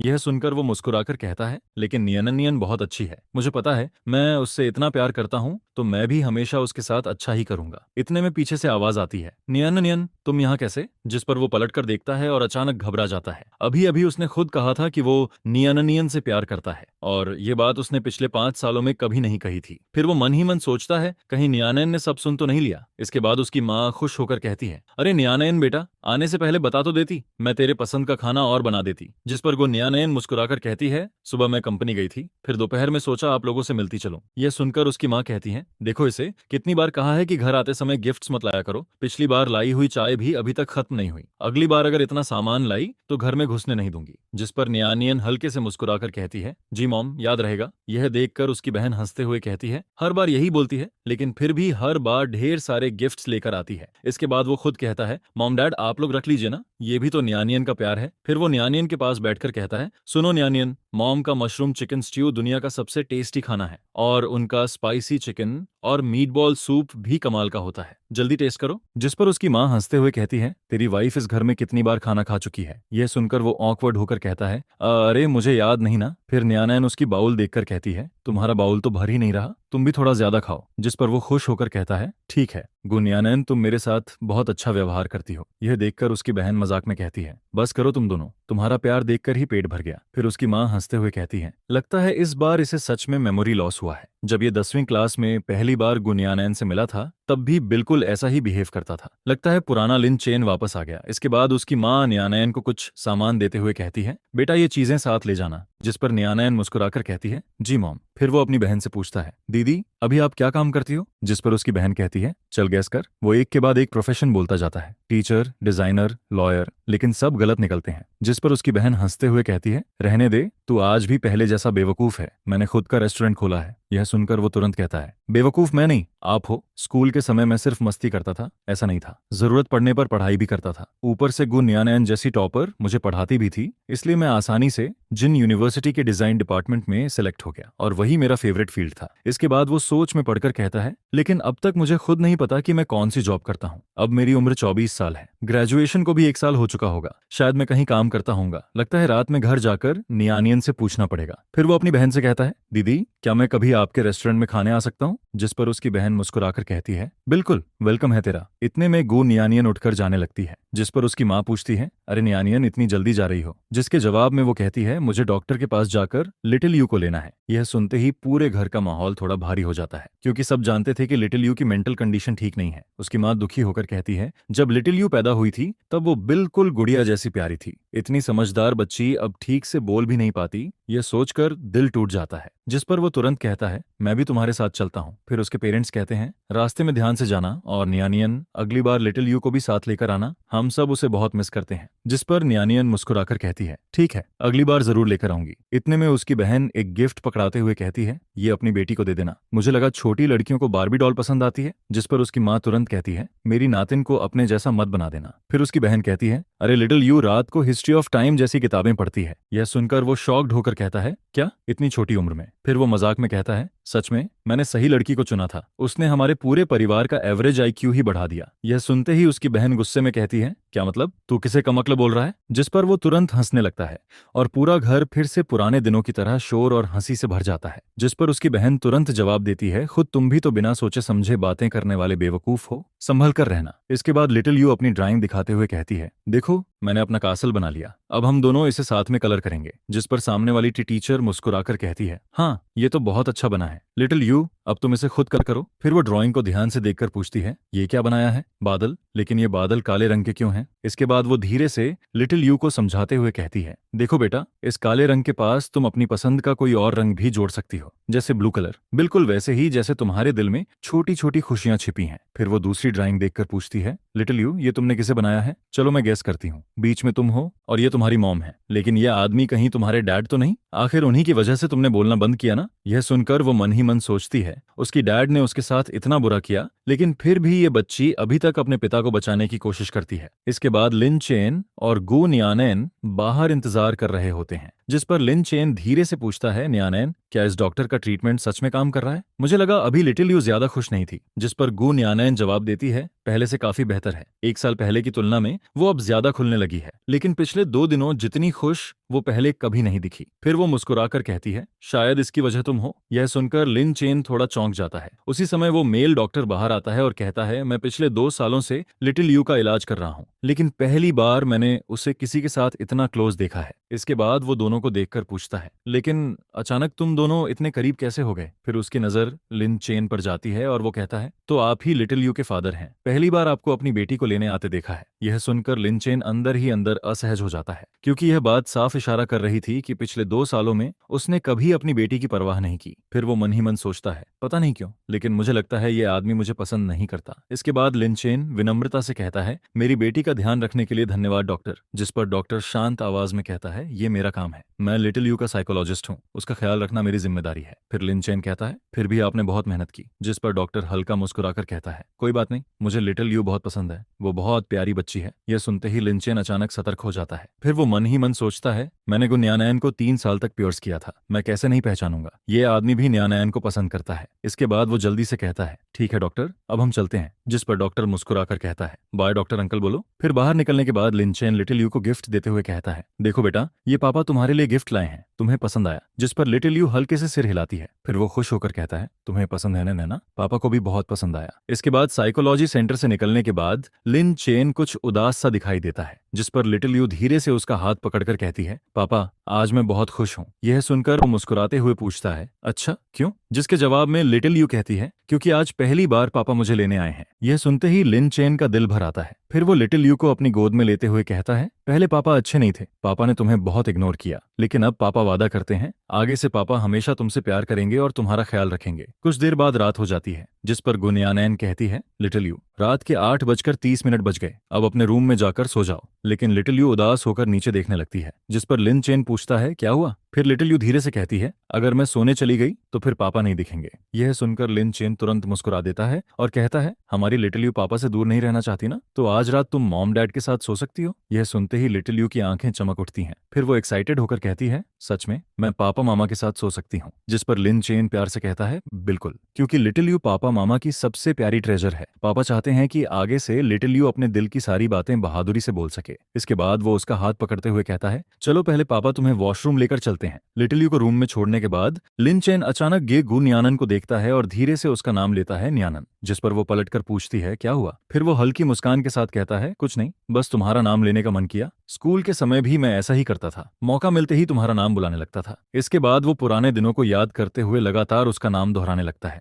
गुनियानैन गुनियानैन गुनियानैन। फिर वो मुस्कुराकर कहता है तुम बहुत अच्छी हो गुनियानैन, तुम कमाल हो गुनियानैन, तुम सबसे बेस्ट हो। यह सुनकर गुनियानैन की आंखें धीरे धीरे नरम पड़ने लगती हैं। फिर लिनचेन अचानक पूछता है न्यान न्यान क्या तुम मुझे 10वीं क्लास से ही पसंद करती थी। जिस पर गुन्यान न्यान धीरे से सिर हिलाकर कहती है हाँ आहचेन, सच कहूं तो तुम्हें पता ही नहीं था कि मैं तुम्हें बहुत लंबे समय से पसंद करती हूँ, बहुत पहले से। यह सुनकर लिनचेन खुश होकर कहता है मुझे पता था, मैं इतना हैंडसम हूँ बे, ऊपर से मेरा नेचर भी अच्छा है। गुनियानैन आखिर कैसे मुझ पर दिल ना हारती। लेकिन फिर वो उसे ध्यान से देखकर सोचता है उस समय बाहर से वो हमेशा बहुत कोल्ड दिखाई देती थी, उसके चेहरे पर कभी कोई इमोशन नहीं दिखता था, लेकिन उसकी जिंदगी ही इतनी मुश्किल थी कि उसका ऐसा होना नॉर्मल था। फिर वो मुस्कुराकर कहता है अच्छा अब मैं पहले शावर लेकर आता हूँ। जिस पर गुनियानियन अचानक पूछती है अचिन आज जब हम लिटिल यू को लेने गए थे तब तुम अपसेट थे क्या। फिर वो टॉवल उठाते हुए जवाब देता है अब नहीं हूँ। जिस पर वो पूछती है लेकिन क्यों अपसेट थे। इसके बाद लिन चेन सीधा कह देता है क्योंकि मुझे लगा वो मेल डॉक्टर तुम्हें पसंद करता है, उसका एटीट्यूड मेरे साथ थोड़ा अजीब था और मुझे वो पसंद नहीं आया। ये सुनते ही गु नियानयान तुरंत घबरा जाती है और कहती है चेन सॉरी, मैं उन्हें सिर्फ लिटिल यू का साइकोलॉजिस्ट मानती हूँ, मेरा उनके साथ कोई और रिश्ता नहीं है। जिस पर लिन चेन मुस्कुराकर कहता है मुझे पता है, अब मैं ठीक हूँ, तुम इतनी अमेजिंग हो कि कोई भी तुम्हें पसंद कर सकता है। स्कूल के समय भी बहुत सारे लड़के तुम्हें पसंद करते थे, मैं हर बात पर बेवजह जेलस नहीं हो सकता। फिर वो उसके करीब जाकर कहता है लेकिन आगे से अगर मुझे कुछ बुरा लगा तो मैं सीधे तुम्हें बता दूंगा, हम हस्बैंड वाइफ हैं, हमारे बीच मिसअंडरस्टैंडिंग्स नहीं होनी चाहिए, ठीक है वाइफ। जिस पर गु नियानैन हल्के से मुस्कुरा देती है। इसके बाद लिन चेन जाते जाते कहता है हाँ एक बात बताना भूल गया, मैंने लिटिल यू से वादा किया है कि आज रात वो हमारे साथ सोएगी, शॉवर लेने के बाद मैं उसे लेने जाऊंगा। अगली सुबह लिन चेन अचानक उठकर सोचता है कल रात मैं नियानैन से पूछना चाहता था कि मैं अभी कौन सी जॉब करता हूँ, लेकिन लिटिल यू के साथ सोते सोते खुद ही सो गया। इतने में उसे मैसेज आता है जिसमें लिखा होता है आज तुम्हारी छुट्टी का आखिरी दिन है, कल टाइम पर ऑफिस पहुंचना, एक इंपॉर्टेंट क्लाइंट आने वाला है, ये उसका डिजाइन रिक्वायरमेंट फाइल है, आज अच्छे से देख लेना। ये देखकर वो चौंक जाता है और कहता है तो मैं डिजाइन फील्ड में काम करता हूँ। फिर कंपनी का नाम देखकर वो और भी शॉक्ड हो जाता है, सिंगी डिजाइन, ये तो वही सबसे फेमस डिजाइन कंपनी है जिसके बारे में मैं बचपन से सुनता आया हूँ, यही तो मेरा सपना था। इसके बाद वो खुद से कहता है मेरे जैसे नॉर्मल यूनिवर्सिटी स्टूडेंट को यहाँ जॉब कैसे मिल गई, लगता है जिसने मेरा शरीर कब्जा किया था उसमें थोड़ी ह्यूमैनिटी बची हुई थी, तभी मुझे यहाँ काम करने दिया। इतने में एक सर्वेंट मुस्कुराकर कहता है यंग मास्टर आज आप इतने खुश क्यों हैं। जिस पर लिन चेन एक्साइटेड होकर कहता है मुझे यकीन नहीं हो रहा कि मैं अपनी ड्रीम कंपनी में काम करता हूँ। यह सुनकर सर्वेंट थोड़ा ऑकवर्ड होकर कहता है यंग मास्टर शायद आपको एक बात नहीं पता, जब लिटिल यू पैदा हुई थी तब आप दोनों दोबारा यूनिवर्सिटी लौटे थे, लेकिन उसी समय आपका बिहेवियर बदल गया था। फिर वो आगे कहता है आप जिद करने लगे थे कि आपको अपना मेजर बदलना है, सिर्फ इसलिए ताकि आप उस लिन मोमो के सेम डिपार्टमेंट में पढ़ सकें। यह सुनकर लिन चेन शर्मिंदा हो जाता है। फिर सर्वेंट कहता है लेकिन यंग मैडम ने आपको रोक लिया, उन्होंने कहा था कि अगर आपने डिजाइन मेजर छोड़ा तो वो आपका पॉकेट मनी बंद कर देंगी, तब जाकर आपने मेजर चेंज करने का फैसला छोड़ा। यह सुनकर लिन चेन मन ही मन सोचता है सच में उस समय वाला मैं किसी काम का नहीं था। फिर वो सोचने लगता है क्या न्यानैन को पहले से पता था कि वो असली मैं नहीं था, इसलिए वो हर हाल में उसे रोकने की कोशिश करती थी। इसके बाद सर्वेंट कहता है पहले यंग मैडम हमेशा आपकी हर बात मानती थी, लेकिन यही पहली बार था जब वो सच में आपसे नाराज हुई थी। फिर वो आगे कहता है ग्रेजुएशन के बाद भी आपने डिजाइन फील्ड में काम करने से मना कर दिया था, इस कंपनी का ऑनर यंग मैडम का दोस्त है, उसी की वजह से आपको यहाँ जॉब मिली। ये सुनकर लिन चेन शर्म से कहता है मतलब मैं यहाँ बैकडोर एंट्री से आया हूँ। फिर वो अचानक एक्साइटेड होकर कहता है लेकिन फिर भी नियान नियान मेरे साथ बहुत अच्छा व्यवहार करती है। इसके बाद वो किचन की तरफ बढ़ने लगता है, जिस पर सर्वेंट हैरानी से पूछता है यंग मास्टर आप किचन में क्या कर रहे हैं। जिस पर लिन चेन मुस्कुराकर कहता है मैं गुन नियानैन के लिए लंच बनाना चाहता हूँ, इतने सालों तक उसने मेरा साथ दिया, इसलिए मैं उसे दिल से थैंक यू कहना चाहता हूँ। यह सुनकर सर्वेंट शॉक्ड होकर पूछता है लेकिन यंग मास्टर आपको खाना बनाना आता है। जिस पर वो हंसकर कहता है बिल्कुल नहीं, लेकिन मैं सीखते सीखते बना लूंगा। किसी को बुलाओ और मुझे स्वीट एंड सॉर रिब्स बनाना सिखाओ। नियानन को स्वीट एंड सॉर टेस्ट सबसे ज्यादा पसंद है। कुछ देर बाद वो गोस्ट कॉर्पोरेशन पहुंचता है। चारों तरफ की भव्यता देखकर वो चौंक जाता है और कहता है, कितना शानदार है ये, शायद पहली बार मैं यहाँ आया हूँ। इतने में सामने से रिसेप्शनिस्ट मुस्कुराकर कहती है, हेलो सर, क्या मैं आपकी मदद कर सकती हूँ? जिस पर लिन चेन सीधे कहता है, मैं गुन्यानैन से मिलने आया हूँ। जिस पर रिसेप्शनिस्ट अचानक चौंक जाती है और मन ही मन सोचती है, अरे ये तो वही आदमी है जिसकी फोटो कंपनी नोटिस बोर्ड पर लगी हुई है, उसी दिन की जब गू फैमिली की बड़ी बेटी सीईओ बनी थी। उस समय कंपनी में एक खास रूल भी लगाया गया था कि अगर ये इंसान कभी दिखाई दे तो इनके साथ बिल्कुल बिल्कुल सीईओ जैसा बिहेवियर करना है। फिर वो अंदर ही अंदर एक्साइटेड होकर सोचती है, यकीन नहीं हो रहा, आज असली इंसान सामने खड़ा है। जिस पर वो हड़बड़ाकर पूछती है, आप सीईओ गू के हस्बैंड हैं? तभी आपका चेहरा इतना फेमिलियर लग रहा था। इसके जवाब में लिन चेन मुस्कुराकर कहता है, हाँ, मैं ही तुम्हारी सीईओ गू का हस्बैंड हूँ। लेकिन तुम्हें ये बात कैसे पता? जिस पर रिसेप्शनिस्ट उत्साह से कहती है, शुरुआत में तो हमें भी लगा था कि ये सब फेक है, क्योंकि आप कभी कंपनी आए ही नहीं। लेकिन सच कहूं, रियल लाइफ में आप फोटो से भी ज्यादा हैंडसम हैं। यह सुनते ही लिन चेन अचानक चुप हो जाता है। फिर वो मन ही मन सोचता है, मैंने इतने सालों में कितनी घटिया हरकतें की, लेकिन फिर भी गुन्यानयान ने पूरी दुनिया के सामने यही कहा कि वो सिर्फ मुझसे प्यार करती है। इसके बाद वो रिसेप्शनिस्ट से कहता है, मुझे ये बातें बताने के लिए धन्यवाद। फिर वो मुस्कुराकर कहता है, चलो मैं भी तुम्हें एक छोटा सीक्रेट बताता हूँ। मैंने गुन्यानैन को पूरे 3 साल तक प्योर्स किया था। बड़ी मुश्किल से उसने मुझे एक्सेप्ट किया था। हम दोनों सच में एक दूसरे से बहुत प्यार करते हैं। यह सुनते ही रिसेप्शनिस्ट शॉक्ड होकर कहती है, क्या मतलब सीईओ गू का प्यार वन साइडेड नहीं था? यंग मास्टर ने खुद उन्हें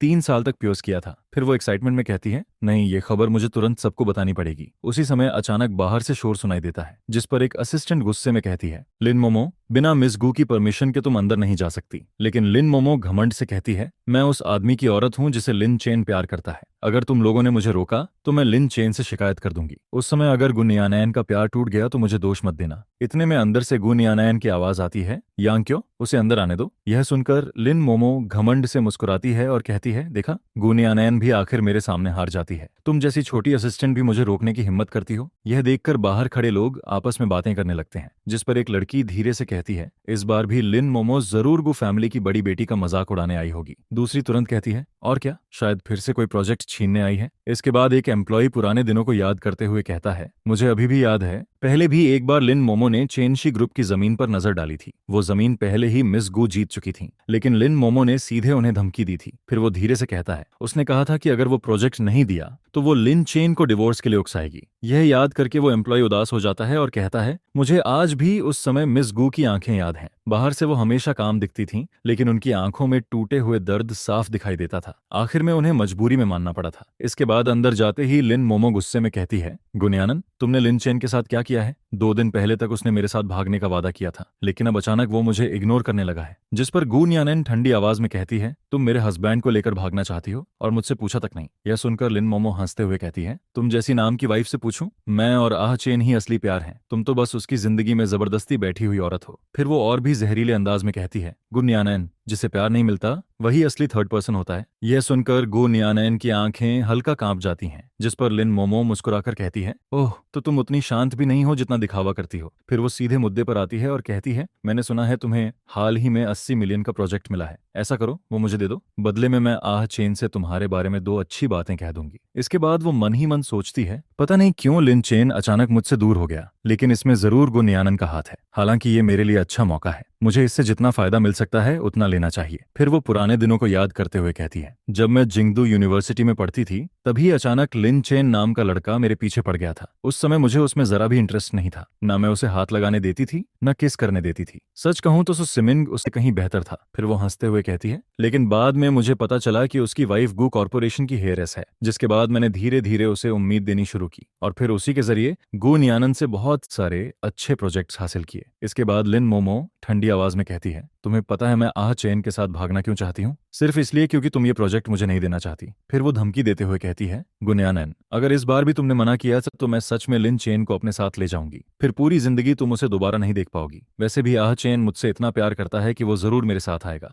इसके बाद वो इम्पेशेंट होकर कहती है, जल्दी फैसला करो, या फिर क्या मुझे आह चेन से कहना पड़ेगा कि वो तुमसे डिवोर्स ले ले? कुछ देर की चुप्पी के बाद गुन्यानन धीरे से कहती है, ठीक है, मैं प्रोजेक्ट ट्रांसफर करवा दूंगी। यह सुनते ही लिन मोमो मुस्कुराकर कहती है, बस यही समझदारी है। लेकिन तभी बाहर से अचानक एक गुस्से भरी आवाज आती है, ट्रांसफर तुम्हारे सिर पर होगा। लिन मोमो, तुम आखिर खुद को समझती क्या हो जो उसकी चीजों को छूने की बात कर रही हो? यह सुनकर पूरे ऑफिस के लोग शॉक्ड रह जाते हैं, क्योंकि पहली बार लिन चेन ने लिन मोमो पर इतनी जोर से चिल्लाया था, जिस पर एम्प्लॉयज आपस में फुसफुसाने लगते हैं। ये क्या? यंग मास्टर ने अभी लिन मोमो को डांटा। पहले तो वो उसकी हर बात मान लेते थे। दूसरा कहता है, सच में मेमोरी लॉस के बाद यंग मास्टर का एटीट्यूड पूरी तरह बदल गया है। उधर लिन चेन गुस्से से कांपते हुए कहता है, मैंने 3 साल तक गुन यानन को किसी ट्रेजर की तरह संभाला था और तुमने उसके साथ ऐसा बिहेवियर किया। फिर वो दर्द भरी आवाज में कहता है, आज मैंने ये सब खुद अपने कानों से सुना। पता नहीं पिछले सालों में तुमने उसके साथ और कितना बुरा किया होगा। यह सुनकर लिन मोमो गुस्से में कहती है, आह चेन, तुम ये सब क्या बोल रहे हो? जिस पर लिन चेन उसकी तरफ उंगली दिखाकर कहता है, यही वो औरत है जिसने न्यान न्यान और लिटिल यू को इतना दुख दिया। अगर दिमाग खराब है तो जाकर इलाज करवाओ। इतनी सी बात भी समझ नहीं आती। यह सुनते ही लिन मोमो बुरी तरह भड़क जाती है और कहती है, लिन चेन, तुम्हारा मतलब क्या है? तुमने खुद कहा था कि तुम मुझसे प्यार करते हो, अब ये नया ड्रामा क्यों कर रहे हो? पिछली बार तुमने मुझे इग्नोर किया था, उसका हिसाब भी अभी बाकी है। फिर वो मन ही मन सोचती है, क्या लिन चेन सच में हार्ड टू गेट वाला गेम खेल रहा है? शायद वो सिर्फ गु न्यानैन से ज्यादा फायदा लेना चाहता है। आखिर पहले भी जब वो गु न्यानैन को थोड़ा प्यार दिखाता था तो वो हर चीज मान जाती थी। लेकिन तभी लिन चेन ठंडी हंसी के साथ कहता है,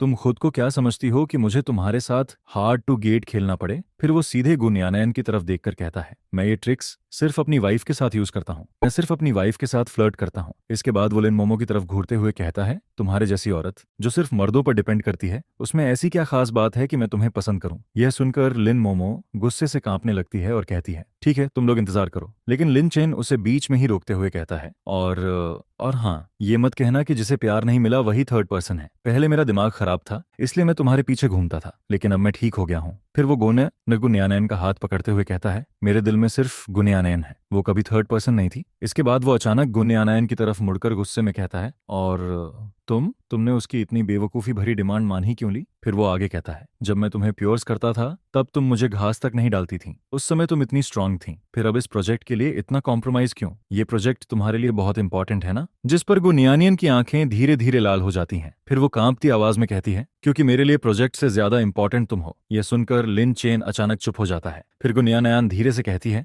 मैं रिस्क नहीं लेना चाहती थी, सच में नहीं। मुझे डर था कि अगर मैंने लिन मोमो की बात नहीं मानी तो शायद तुम सच में उसके साथ चले जाओगे। इसके बाद वो नीचे देखते हुए कहती है, गू कॉर्पोरेशन के लिए ऐसे प्रोजेक्ट्स शायद बहुत बड़े ना हो, लेकिन अगर तुम्हें खो देती तो मैं सच में टूट जाती। जिस पर सर्वेंट धीरे से बताने लगता है, 2 साल पहले जब बड़ी मिस ने कंपनी संभाली थी तब कंपनी की ग्रोथ बहुत तेजी से बढ़ रही थी, लेकिन 1 साल पहले से लिन मोमो ने आपके नाम का इस्तेमाल करके बड़ी मिस के हाथों से कई बड़े ऑर्डर्स छीनने शुरू कर दिए, और सिर्फ बड़े प्रोजेक्ट्स ही नहीं, छोटे छोटे काउंटलेस प्रोजेक्ट्स भी। फिर वो गहरी सांस लेकर कहता है, सबसे बुरी बात तो ये थी कि यंग मास्टर, आप खुद भी उसके साथ मिलकर बड़ी मिस के खिलाफ खड़े हो गए थे। यह सुनकर लिन चेन का चेहरा भारी हो जाता है। जिस पर सर्वेंट आगे कहता है, इसी वजह से गु फैमिली के लोग आपसे दिन पर दिन नाराज होते गए, लेकिन बड़ी मिस के पास कोई और रास्ता नहीं था। वो सिर्फ और ज्यादा मेहनत करके नए प्रोजेक्ट्स हासिल करती रहीं ताकि अपने परिवार को साबित कर सकें कि लिन चेन सच में एहसान फरामोश इंसान नहीं है। यह सुनकर लिन चेन धीरे से पूछता है, क्या गु फैमिली के लोग इतने स्ट्रिक्ट हैं? पहली बार मैं उनके बारे में इतना सुन रहा हूँ। जिस पर सर्वेंट जवाब देता है, वो लोग बहुत बड़े और पुराने खानदान से हैं, उनके फैमिली रूल्स बहुत सख्त हैं। हालांकि उन्होंने आपके साथ अच्छा व्यवहार किया या नहीं ये मैं नहीं कह सकता। फिर वो धीरे से कहता है, लेकिन गु फैमिली अपने लोगों को बहुत प्रोटेक्ट करती है। जब आप और बड़ी मिस साथ थे तब वो लोग आपको भी बहुत पसंद करते थे, बस बाद में आपने खुद उनसे दूरी बनानी शुरू कर दी। इसके बाद सर्वेंट मन ही मन सोचता है, मैं अभी भी बातों को हल्का करके बता रहा हूँ, सिर्फ दूरी नहीं बनाई थी। फिर वो आगे कहता है, जब गु फैमिली को पता चला कि आप लिटिल यू के साथ इतना बुरा व्यवहार करते हैं तब उन्होंने बड़ी मिस से डिवोर्स लेने तक को कहा था। यह सुनकर लिन चेन अंदर ही अंदर खुद को कोसने लगता है और सोचता है, धत्त तेरे की, फिर वही कमीना इंसान। फिर सर्वेंट कहता है, लेकिन हर बार बड़ी मिस ने मना कर दिया। यह सुनते ही लिन चेन का दिल और भारी हो जाता है। फिर वो धीरे से गु न्यानैन की तरफ देखकर कहता है, सॉरी, इतने सालों में तुम्हें बहुत तकलीफ हुई ना? जिस पर गु न्यानैन हल्की मुस्कान के साथ कहती है, जब तक आह चेन मेरे साथ हैं मैं सब कुछ खुशी खुशी सह सकती हूँ। यह सुनकर लिन चेन गंभीर होकर कहता है, गु न्यानैन, शायद तुम्हारे लिए मेरी फीलिंग्स सबसे इंपॉर्टेंट हैं, लेकिन मेरे लिए भी तुम्हारी फीलिंग्स उतनी ही इंपॉर्टेंट हैं।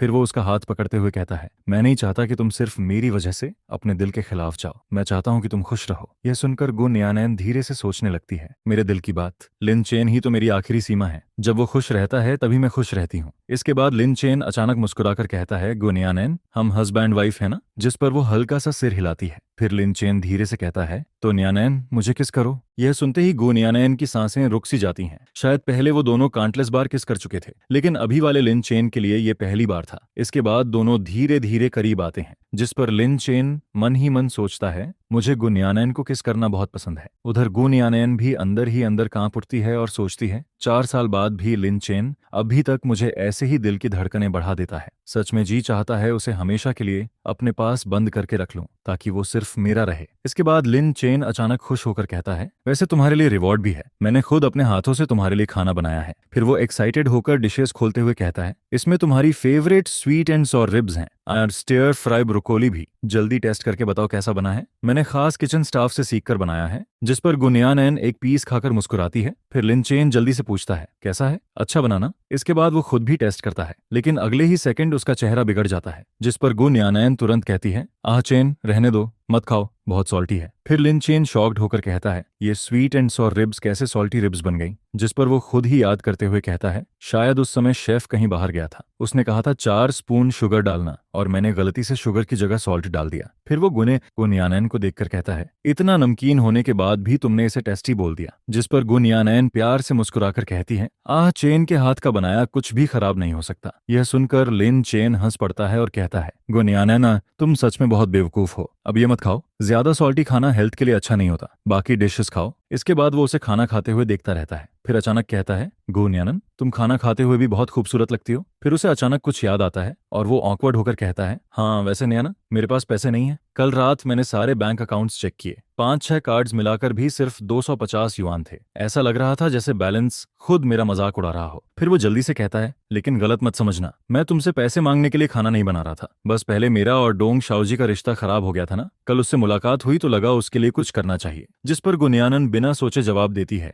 मेरा पैसा भी तुम्हारा ही पैसा है। मैं इतना पैसा कमाती ही इसलिए हूं ताकि अहचेन अपनी पसंद की जिंदगी जी सके, अपने सपने पूरे कर सके। फिर वो धीरे से कहती है, पहले मैं तुम्हें पैसे इसलिए नहीं देती थी क्योंकि मुझे लगता था वो असली अहचेन नहीं था। ये सुनते ही लिन चेन शॉक्ड रह जाता है। अगले ही पल गुनयानैन उसके हाथ में एक ब्लैक कार्ड रख देती है, जिस पर लिन चेन आंखें फाड़कर कहता है, वाइफ ये ब्लैक कार्ड है। उधर डोंग शाओजी भी कार्ड देखकर चिल्ला पड़ता है, धत्त तेरे की, जिंदगी में पहली बार असली ब्लैक कार्ड देख रहा हूँ। जिस पर लिन चेन भी हंसते हुए कहता है, मैं भी पहली बार देख रहा हूँ, क्या इससे सच में अनलिमिटेड शॉपिंग कर सकते हैं। यह सुनकर डोंग शाओजी तुरंत उसका हाथ पकड़कर कहता है, भाई आज से तू ही मेरा बॉस है। फिर वो हंसते हुए कहता है, मेरा फैमिली बैकग्राउंड भी तेरे जैसा ही है। कॉलेज खत्म होने के बाद मैं अभी तक बीजिंग में स्ट्रगल कर रहा हूँ, आज भी रूममेट्स के साथ रहता हूँ। 2 दिन पहले तो नया फोन खरीदने से पहले भी 2 दिन सोचना पड़ा था। इसके बाद वो एक्साइटेड होकर कहता है, आज जो भी खर्चा होगा सब लिन चेन देगा, फाइनल। फिर लिन चेन अचानक कहता है, शाओजी मैं लिटिल यू के लिए कुछ खरीदना चाहता हूँ और साथ में अपनी गॉडडॉटर के लिए भी गिफ्ट्स लेने हैं। आखिर इतने समय से मैं उससे मिला नहीं। इसके बाद वो एक रैबिट डॉल उठाकर कहता है, लिटिल यू की पुरानी रैबिट डॉल बहुत पुरानी हो गई है, उसे नई दिलाते हैं। उसी समय पीछे से आवाज आती है, मिस्टर लिन चेन सच में आप यहाँ मिले। जिस पर वो पलट कर देखता है और कहता है, हेलो डॉक्टर ली। फिर डॉक्टर ली मुस्कुराकर कहते हैं, हाल ही में साइकोलॉजी सेंटर के बच्चों ने काफी अच्छा बिहेवियर किया है, इसलिए मैं उन्हें छोटे छोटे गिफ्ट्स दिलाने आया हूँ। यह सुनकर लिन चेन सोचता है, मतलब इसमें लिटिल यू का भी हिस्सा है। फिर डॉक्टर ली उसके हाथ में रैबिट डॉल देखकर पूछते हैं, ये लिटिल यू के लिए खरीद रहे हैं। यह सुनकर लिन चेन को कुछ अजीब सा महसूस होता है। फिर वो मन ही मन सोचता है, मुझे तो पूरा नाम लेकर बुला रहा है, लेकिन लिटिल यू को कितनी फेमिलियरिटी से बुला रहा है। इसके बाद डॉक्टर ली कहते हैं, आपको पता है ना लिटिल यू के पास एक रैबिट डॉल है, वो डॉल मैंने उसे गिफ्ट की थी। फिर वो आगे बताते हैं,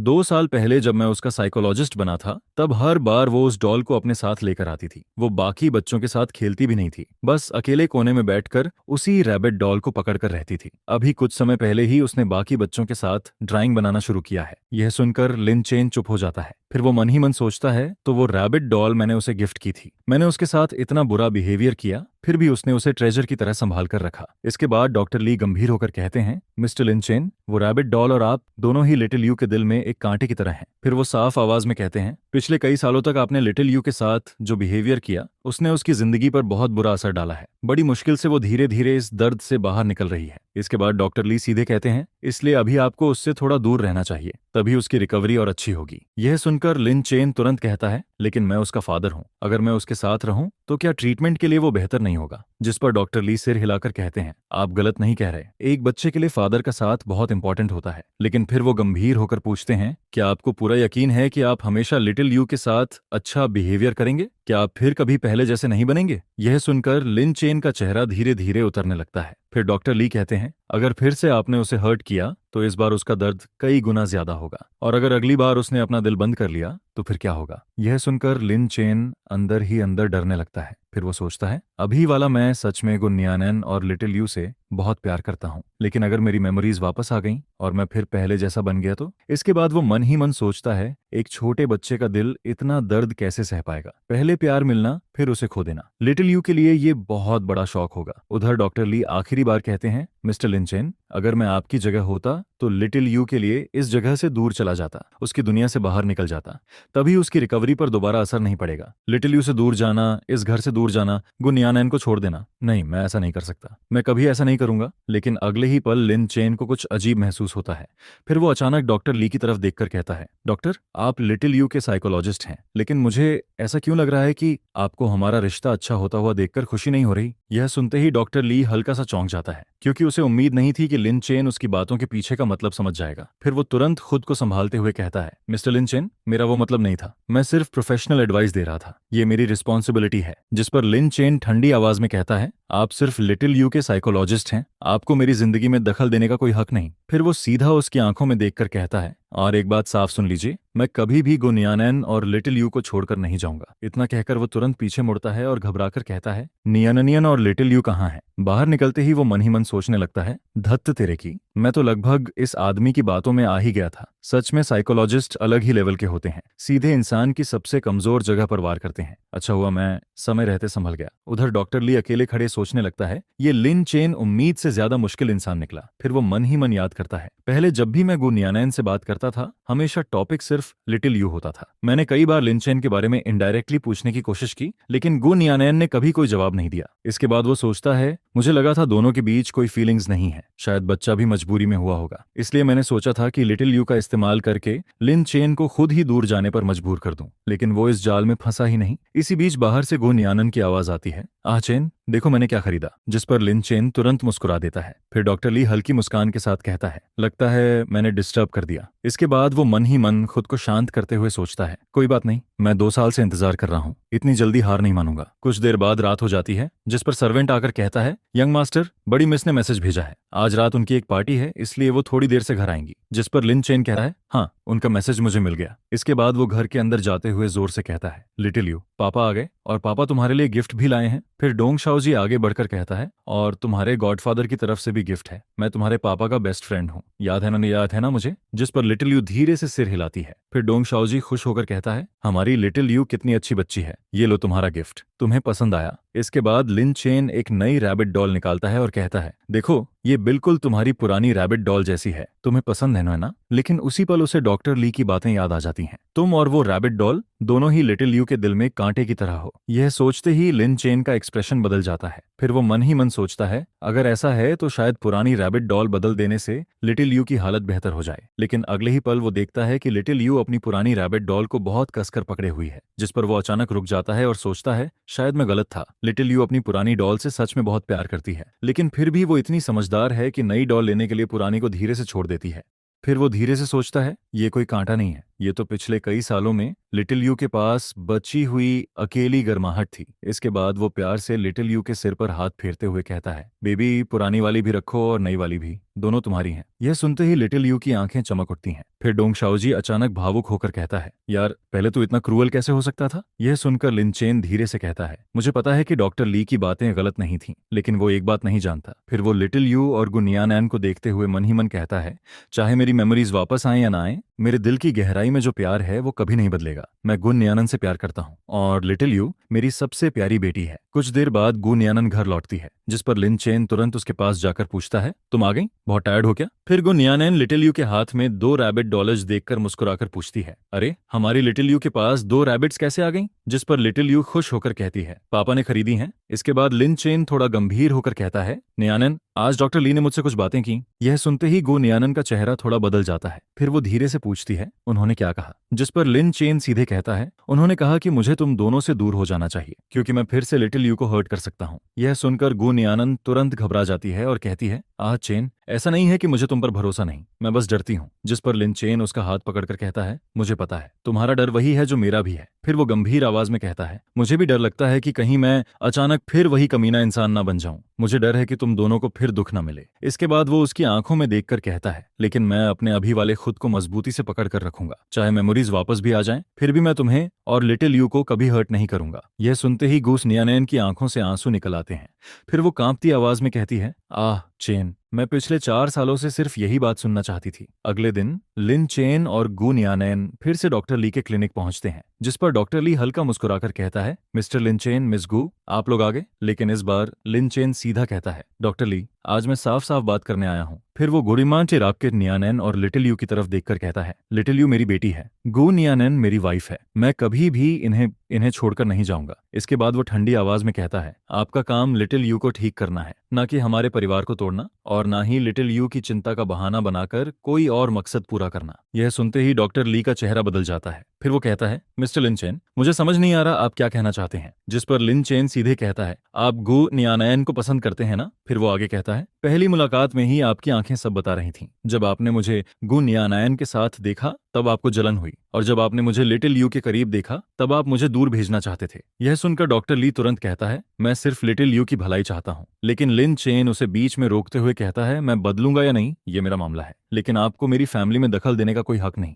फिर वो साफ आवाज में कहता है, आज के बाद लिटिल यू का ट्रीटमेंट किसी दूसरे डॉक्टर के पास होगा। जिस पर गू नियानैन भी धीरे से कहती है, डॉक्टर ली, पिछले 2 सालों में आपने लिटिल यू का बहुत ध्यान रखा, उसके लिए धन्यवाद। बाकी पेमेंट हम पूरी कर देंगे, लेकिन अब आगे हमें दोबारा मिलने की जरूरत नहीं पड़ेगी। इसके बाद लिन चेन लिटिल यू को गोद में उठाकर कहता है, बेबी, अब हम किसी और जेंटल डॉक्टर के पास जाएंगे। यह सुनकर गू नियानैन उसकी तरफ देखकर मुस्कुराती है और धीरे से कहती है, चेन, तुम्हारे साथ होना कितना अच्छा लगता है। जिस पर लिन चेन तुरंत जवाब देता है, अब से मैं हमेशा तुम्हारे साथ रहूंगा। इसके बाद कुछ दिनों तक लिन चेन सीक्रेटली इन्वेस्टिगेशन करता रहता है, और आखिरकार उसे वो सच पता चल जाता है जिसने पिछले कई सालों की सारी मिस्ट्री साफ कर दी। फिर वो गुनियानन से कहता है, अब मुझे पता चल गया है कि मैं पिछले कुछ सालों में इतना बदल क्यों गया था। ये स्प्लिट पर्सनालिटी या मेमोरी प्रॉब्लम नहीं थी, ये सब लिन मोमो और सुसिमिन की चाल थी। यह सुनकर गुनियानन शॉक्ड रह जाती है। जिस पर लिन चेन आगे कहता है, उस समय यूनिवर्सिटी पार्टी में उन्होंने मेरी ड्रिंक में ड्रग्स मिलाई थी। वो ऐसी दवा थी जो इंसान की मेंटल कंडीशन को धीरे धीरे खराब करती है। इंसान जिद्दी, चिड़चिड़ा और इमोशनली अनस्टेबल हो जाता है। फिर वो गुस्से में कहता है, और उसी दौरान वो दोनों लगातार मुझे मैनिपुलेट करते रहे। इसी वजह से मैं धीरे धीरे उनके कंट्रोल में आता गया और तुम दोनों के साथ इतना कोल्ड बिहेवियर करने लगा। इसके बाद वो और भी गुस्से में कहता है, यहाँ तक कि मेरा कार एक्सीडेंट भी एक्सीडेंट नहीं था। लिन मोमो ने जानबूझकर मेरी कार के ब्रेक्स खराब करवाए थे। वो चाहती थी कि एक्सीडेंट हो और उसका सारा ब्लेम तुम पर आ जाए। कुछ देर बाद लिन चेन सीधे लिन मोमो के सामने पहुंच जाता है, जिस पर लिन मोमो एक्साइटेड होकर कहती है, चेन, आखिर तुम मुझे ढूंढते हुए आ ही गए। मुझे पता था तुम्हारे दिल में अभी भी मेरे लिए फीलिंग्स हैं। लेकिन अगले ही पल लिन चेन ठंडी आवाज में कहता है, लिन मोमो, तुम और सुसिमिन ने जो घटिया काम किए हैं तुम्हें खुद सब याद होगा। यह सुनते ही लिन मोमो घबरा जाती है और कहती है, लिन चेन, मुझ पर झूठा इल्जाम मत लगाओ। जिस पर लिन चेन उसके सामने एविडेंस फेंकते हुए कहता है,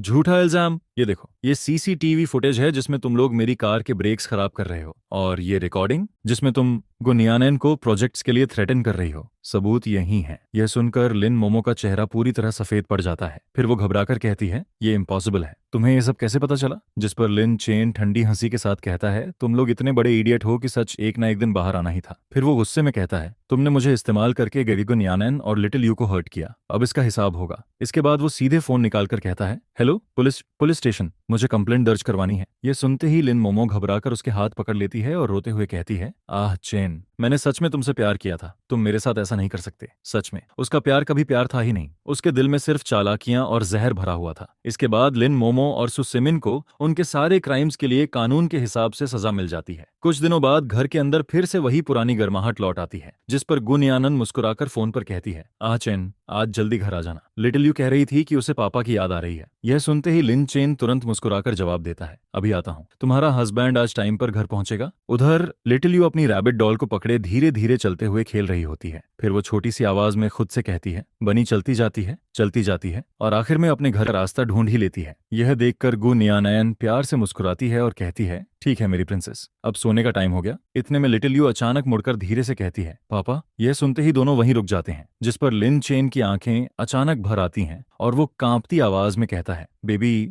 तुमने पापा कहा? 4 सालों बाद लिटिल यू आखिरकार दोबारा बोलती है और उसके मुंह से निकली ये छोटी सी पापा की आवाज लिन चेन के लिए दुनिया की सबसे खूबसूरत आवाज बन जाती है। फिर लिटिल यू हाथ फैलाकर कहती है, पापा मुझे हक चाहिए, जिस पर लिन चेन तुरंत उसे अपनी बाहों में उठा लेता है। उधर गु न्यानैन धीरे से पूछती है, आह चेन, क्या तुम्हारी मेमोरीज थोड़ी वापस आई? लेकिन इस बार लिन चेन शांत मुस्कान के साथ सिर हिलाता है और कहता है, अब वो इम्पोर्टेंट नहीं रहा। यह सुनकर गु न्यानैन धीरे से पूछती है, क्यों? जिस पर लिन चेन उसकी आंखों में देखकर कहता है, क्योंकि चाहे मुझे पास्ट याद आए या ना आए, मैं इतना जरूर जानता हूं कि मैं तुमसे प्यार करता हूं, लिटिल यू से प्यार करता हूं और इस फैमिली से प्यार करता हूं। फिर वो लिटिल यू को और कसकर पकड़ते हुए कहता है, पास्ट में मैंने बहुत गलतियां की। मैंने अपनी जिंदगी के 6 साल खो दिए, अपनी बेटी के साथ बिताने वाले 4 साल खो दिए और जिस इंसान से सबसे ज्यादा प्यार करता था उसे अकेले सारी तकलीफें सहने दी। इसके बाद वो धीरे से मुस्कुराता है और कहता है, लेकिन अब ऐसा दोबारा कभी नहीं होगा। फिर वो कुसन्यानन का हाथ पकड़कर कहता है, अब से आने वाले हर दिन हर पल मैं तुम दोनों के साथ रहूंगा, कभी दूर नहीं जाऊंगा। उस रात घर के अंदर हल्की रोशनी चमकती रहती है। लिटिल यू अपने पापा की बाहों में चैन से सो जाती है और लिन चेन मन ही मन खुद से वादा करता है कि अब वो अपनी जिंदगी का एक भी सेकंड दोबारा बर्बाद नहीं होने देगा।